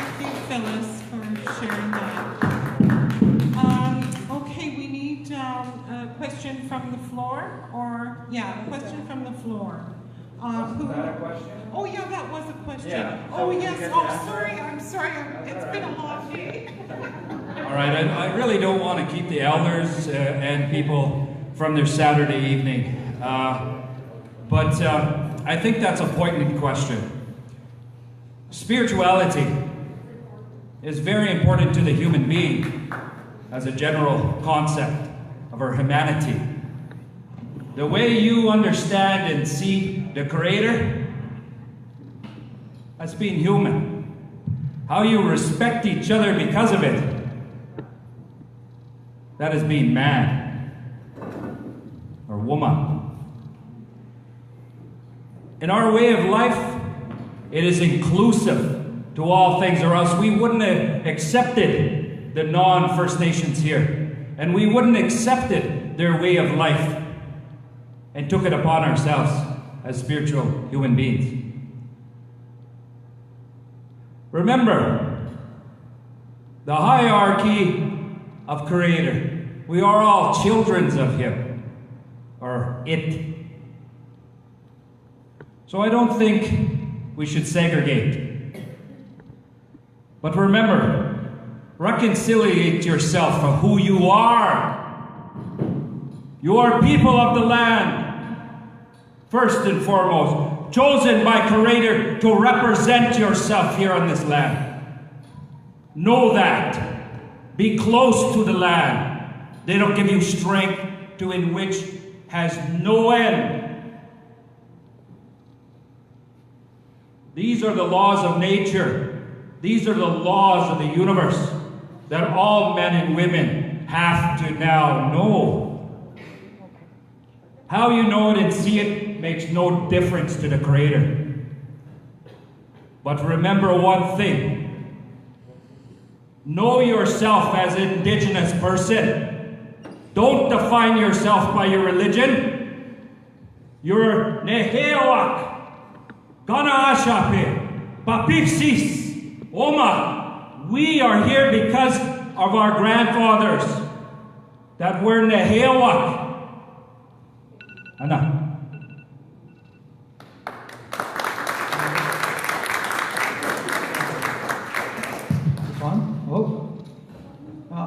First of all, this one's better. This one's louder. My apologies to you, Phyllis, for standing back there, and I was one of them talking. But again, I apologize. Your question was about spirituality, right?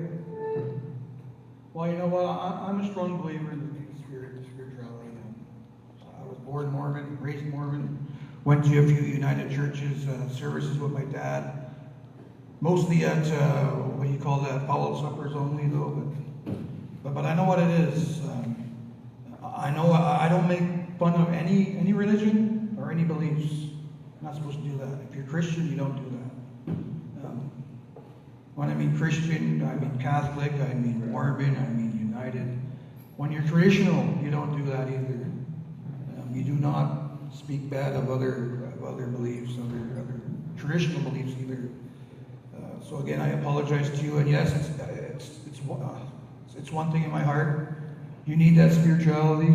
I want to go back to the very, very first question. What was the first question? About urban or drugs? Drugs. Drugs, yeah. Yes, I've been in council since 2006 for the last 12 years. I sat with many good leaders, and all those leaders were drug and alcohol free. And I hope that our future leaders are also drug and alcohol free. I think maybe out of my 44 years of my life, I had maybe 2 beers. I don't know why I got a red nose. I think it's because of the Pepsi I drink. Marijuana, yeah, I tried it back in high school, but I don't do it now. But it should be 0 tolerance. I know when the marijuana became legal, we tried to put a policy out there. It was against human rights, so we couldn't do it. I think the only way around that is to get that constitution in place where we make our own laws. And whatever laws we make, we have to stick with. The other question, I got 2 minutes, right? What's the other question? That's it. No, there was another question. It was about urban stuff. Urbans. But it was. Why? Yeah, that's a bad one. That's the only time we ask, we bug urbans, and I apologize for that. Well, we're all bugging you guys right now, but you know, I've been there for 3 terms, and I must be doing something right. These urbans keep appointing me, electing me. I know who I am. I don't forget where I come from and how I got there. It's you guys who put me there, and you guys know that I help out 100% as the best ways I can. Might not be what you're looking for, but at least I'm trying. So, and I'm getting cut. Next question. Just 1 minute. I'll just take 1 minute. You just tell me when it's yes. And I wanted to talk about spirituality. So the thing is that it says that every culture, every belief, everything has a how would you say, elementary level. Everyone has the circle of life or anything like that has a elementary level. And a lot of times where argumentative things happen is in that elementary level. And today, now, is we need to move out of that elementary level and move to maturity. And if we walk in maturity, then we don't have a fight, we don't have anything like that. We know who we believe, and we know who we talk about, and the way people talk about it. Well, that's the spirituality. And a lot of times when people are in the elementary level, they're afraid. Because a lot of times when they're afraid, they speak out or they come against or they do anything that we don't want this or we don't want that, we don't want this or that. And a lot of times that's what is bringing destruction to our reserve, is because let me tell you, we need to move out of the elementary levels and move on to maturity. Thank you.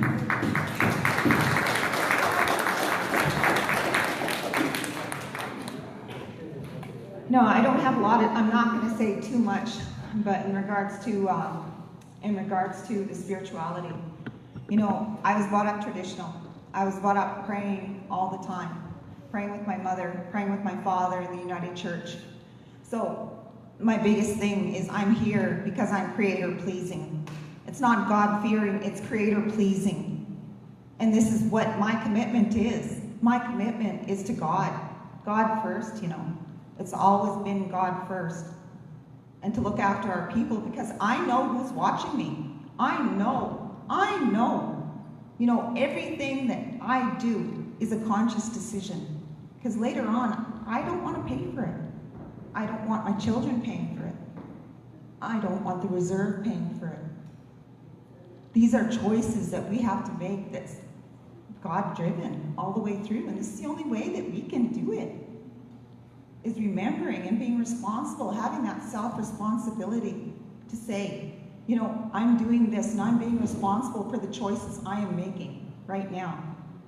And I'm, you know, right now I put my name into being chief without even thinking about all the things that I am sacrificing. But I know, I accepted this. I know I am sacrificing the time that I'm going to be spending with my grandchildren, the time I'm going to be spending on that powwow trail that I love so much. But this is the stuff that I'm giving up because I know with this commitment it is required. So with that, you know, I'm open to speak to anybody. Anybody who wants to come and talk to me, I'm totally for it. I'm good. Thank you, Christine. Joe Petra. Good evening. Good question. For me, I was always taught acceptance of religion, no matter what it is. That's what we're always told. Like, everybody's going to believe what they're going to believe, and we accept it. That's what First Nations are, right? We're about that. We accept people no matter what, and that's what I've always believed, and I still do. Like, I'm not going to change that no matter what. And the question about urban, I think we should have an urban councillor. I think we should. Like, that's one of the things that I think we need out here. Like, we need to hear from someone who's sitting out here with you guys asking these questions. What do we want to do out here? Like, I know we have a lot of our membership off reserve, so that's where I think we need to have an urban councillor, like someone to bring back that information to us too. Like, because we don't know all your concerns, like we don't hear them, we don't. Like like I lived off the reserve for 15 years in Malmo, like it's 30 minutes from the reserve, and I couldn't get nothing from the reserve either because I wasn't a number on the reserve. But my kids, I drove them to school on Peepeekisis, took them there every day. I still believe our school is there for our purpose, and I took my kids there. That's what I believe. And I think whether we're on reserve, off reserve, we still should have a say. And I know our urban membership should be counted in those secret dollars somewhere, right? Like there should be some funding set aside from those secret dollars for urban. I believe that. And those are the things where we have to start setting up an urban office, and that's where that's got to come out of. But I can't commit to that because I have to see what's committed on these dollars already, right? So that's where I want to see, like, if I know they're getting more CMHC housing, so that's dollars that are committed already, and how much towards this, right? Like my idea is like, well, what if we have a call every second year and if we fundraise instead of spending whatever we spent on it, I don't even know that number. And we could be using that for urban and setting other programs for kids and stuff like that, recreation. Like, I have different ideas of what's happening, and I would love to see a lot of what I'm hoping or proposing to everybody here. Even if I'm not elected, I hope someone follows up with this. I really do. That's where I stand. Thank you, Joe. Would anybody else like to respond? Sorry, I was going to add to that too, but what they got to me. But anyway, getting back to the urbanites, urban band members. No, we don't get any INAC funding for you, and yes, we do get SIGA funding for you. That's where the funerals come out of, recreation comes out of, for on and off reserve. That's also where the assistance comes out of. That $300 assistance you asked for, that's where it comes out of. The $250 elders feel comes out of that too. I could see all urban office out here, but it means we got to cut one of those areas, whether it be funerals or recreation or assistance or I don't know. But I do know once we get our claims, I'm talking claims. We have 2 other claims in the courts. Claims. We'll be just as far as Old Chap and Gordon's and Pasco. We'd be able to fund those, your urban office, elders, helping out the elders year-round with their bills, and other areas that we dream of, the wind farms,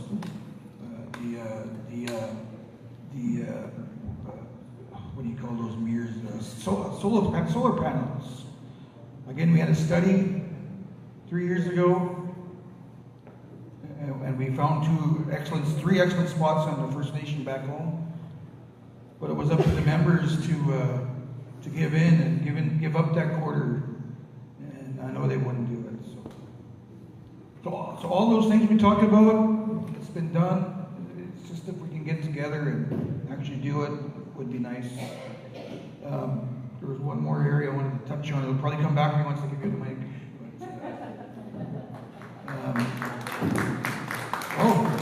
Marijuana. There we go. It's legal now. So I do know we were in talks with Thunderchild Nation about partnering up with Grow Up. They built their own building out by North Battleford. It's almost ready to roll. They partnered with a partner from Calgary, Triple Leaf something. I don't have the documents in front of me, but I know Edmund Bill went 2 weeks ago to a meeting in Calgary, and he brought back some good information that, well, I can discuss it, but I have no say now. But I do know Thunderchild wants Peepeekisis to be a partner. So whoever gets in, I hope to take that up. Lots of good economic money there. So yeah, we're the council of the day. They're doing what they're doing. They're not sitting back. They're not just collecting paycheck. they're actually fighting. They're fighting for tree rights and rights, everything. But we're looking at those avenues, marijuana avenues and whatnot. But I sure wouldn't want to see one of those out here. It's okay to partner and let other people do the work for you while we sit back and collect the money. So there you go. Thank you, bye. Thanks, Frank. Derek DESNOMIE. Hello. I'd like to thank you, Phyllis, for your questions and your concerns and the other questions posed. Again, spirituality is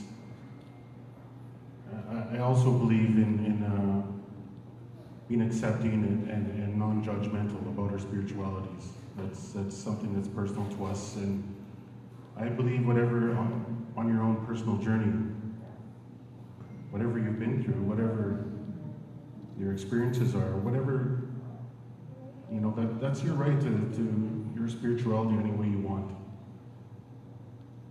It helps you become a better person and help you to get through your experiences.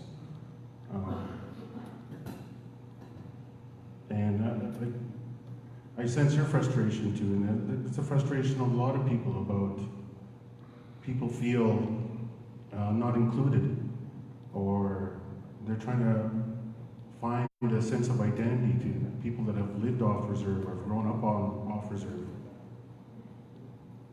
And they want to feel some kind of ownership back home.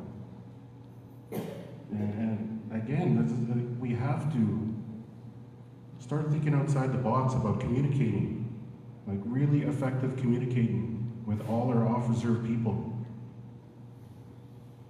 and giving them the chance to vote, and giving them information, not just information, but like in a timely fashion, so that everyone has a chance to process it, and form questions, form educated opinions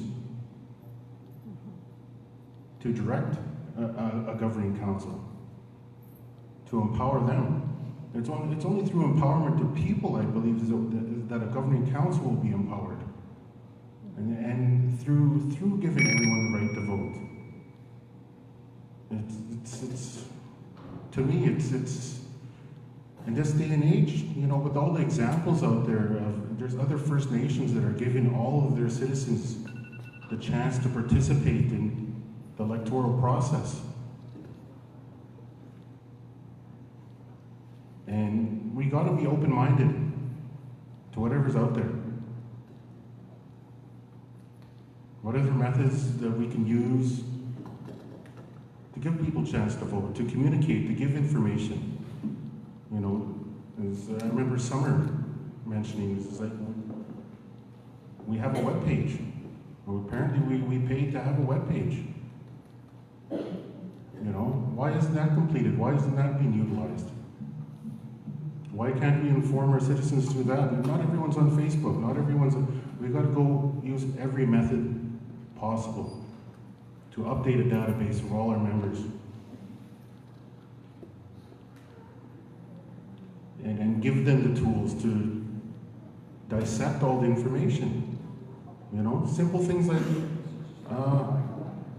my mother, Arlene, she was saying the other night, simple things, even just like a link, just a link, giving them the information. This is how you just properly dissect an audit. This is how I just believe there's so many more solutions out there, and as long as we're open-minded and willing to hear everyone, and even just sift through that frustration and find the message that the people want to relay to everyone. All right, thank you. Thank you, Derek. Linda wanted to add. Me again. I needed to add about the urban people. Okay, the majority of my life I lived in a city. I was on the reserve a lot because my dad and mom live out there, and my dad was always a farmer. But I know the plight of the urban people. I know we need an office here. I know we need a hall here. There's so many things that we need as urban people here. And I think that's where a lot of the frustration comes from, because not all the time our people can go home. And even if they can, if we could take them home, we can't take them to the gym for a week. We need somewhere that we can take our people. There's nothing in the city. I was helping a family a couple of months ago. There was nowhere we could find because of all the changing policies on buildings.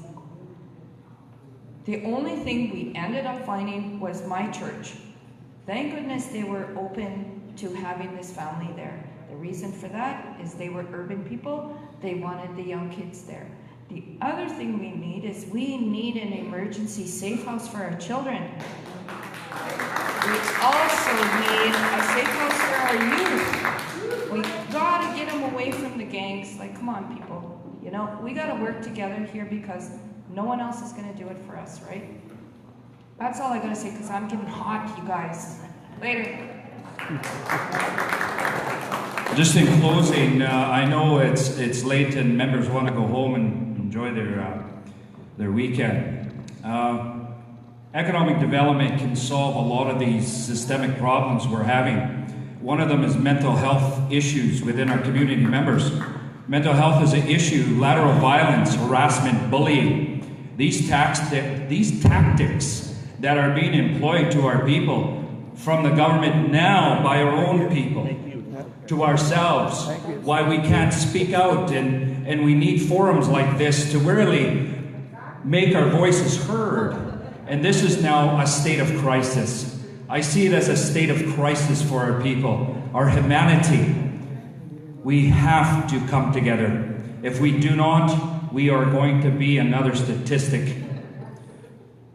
Statistics, 80 to 90 people are suffering in our communities, not just within Peepeekisis. This is systemic across the board. When we look at mental health, when we look at economics, this is how we're going to fund our own healing lodges, our own safe houses, our own way. Christian or not, when you believe in a higher power, this gives you the confidence to know yourself as a human being and your role. So economics is the way.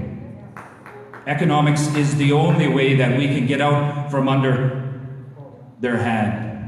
We have to be sovereign to get out of that. And that, if that means selling medicine such as what the 1,000-year-old medicine of hemp, CBDs, then so be it. We'll regain our strength through our medicines and through our people. Hi. Oh, sorry. I'm going home now, sorry. No, that's the one. Thank you, Toby. Is there any more questions from the floor?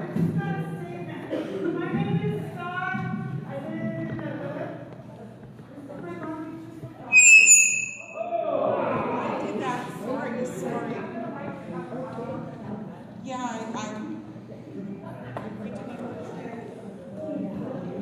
I live in the hood on 11 block Retallick, and every Sunday, we know we're urban, yes. Every Sunday we do our best. We feed the people. We're called for the people. We feed the people every Sunday. We do it out of our own pockets or through donations. We realize how hard it is in the hood for the people. So if you know any hunters, get a hold of me on Facebook, donate some meat, help feed the people. My name is Star, I'm an activist. We walked across Saskatchewan to bring awareness to the missing and murdered Indigenous women. We stayed on the bridge for 24 hours. We do what we can for the people. You guys, and oh yeah, okay, come on you guys. We created the first flash mob round dances for Idle No More here on Treaty 4 territory with Mike Panay. We did that. Now, December 11th is coming around. We're broke right now, and if you guys want to stand up and gain the power like you were talking, and where's that other guy that was talking? No, where did he go? To stand up and let's do it. Let's do another flash mob round dance for December 11th. That gives you, what, 3 days? If someone wants to put it together on Facebook and start sharing it, let's stand up, let's be power, let's rise up. No, that's good one. Sorry for interrupting, but I just got some news, and I think it has to be known to our community that there was an assault outside the building while we're here. And it's just coming to my attention now. So violence has come to our community outside this building just now. So because of that, you know where our mental health and where we need to go when our community members are fighting outside our building. Our people are hurt. Our people need help. We have to be there for them. And because of that, we need to be vigilant with our children. We have to teach them respect to each other. There is a problem, people. Listen. When violence comes to our community, we have to listen and do something about it. We can't sit around anymore. Don't ask them.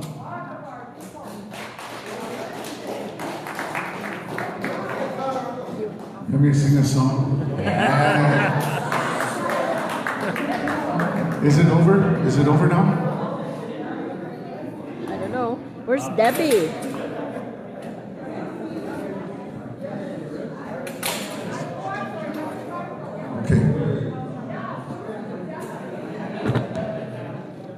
I think with that, that really is distressing.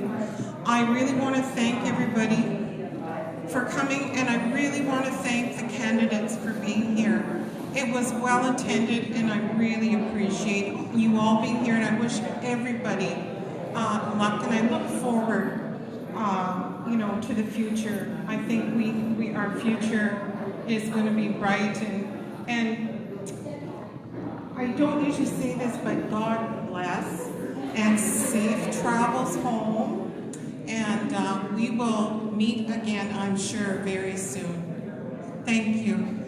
We're going to have a prayer. Praise the Lord. Father, we thank you tonight. We thank you for the membership of Peepeekisis. We ask you, Lord God, that you would go with everyone, give them traveling mercies tonight as they travel home to their families.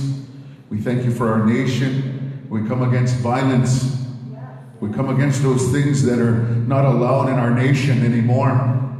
We ask you, Lord, that you would have a perfect, Lord God, people, Lord God, a chief and 2 headsmen that will run with their hearts. We thank you, we praise you, we give you glory in Jesus' name. Amen. Amen.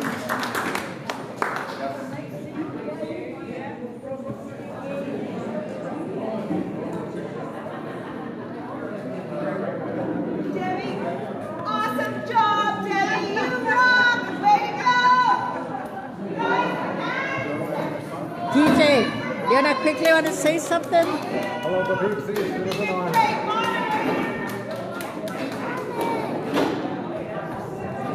Thank you, everybody, Thank you, May. for Good job. joining us. And we're going to turn off the Happy live to do feeds so. now. Give these women all the praise because they made this happen for the Peepeekisis tonight. All right.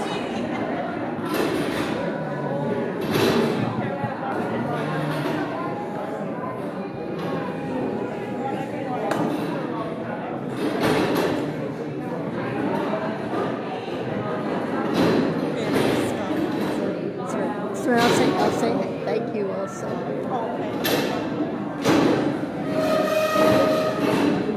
Thank you all of you out there that watched the broadcast. Hope you enjoyed it, and I wish good luck to all the candidates, chief and councillors. And with that, I wish you all a Merry Christmas, a Happy New Year, and to all a good night.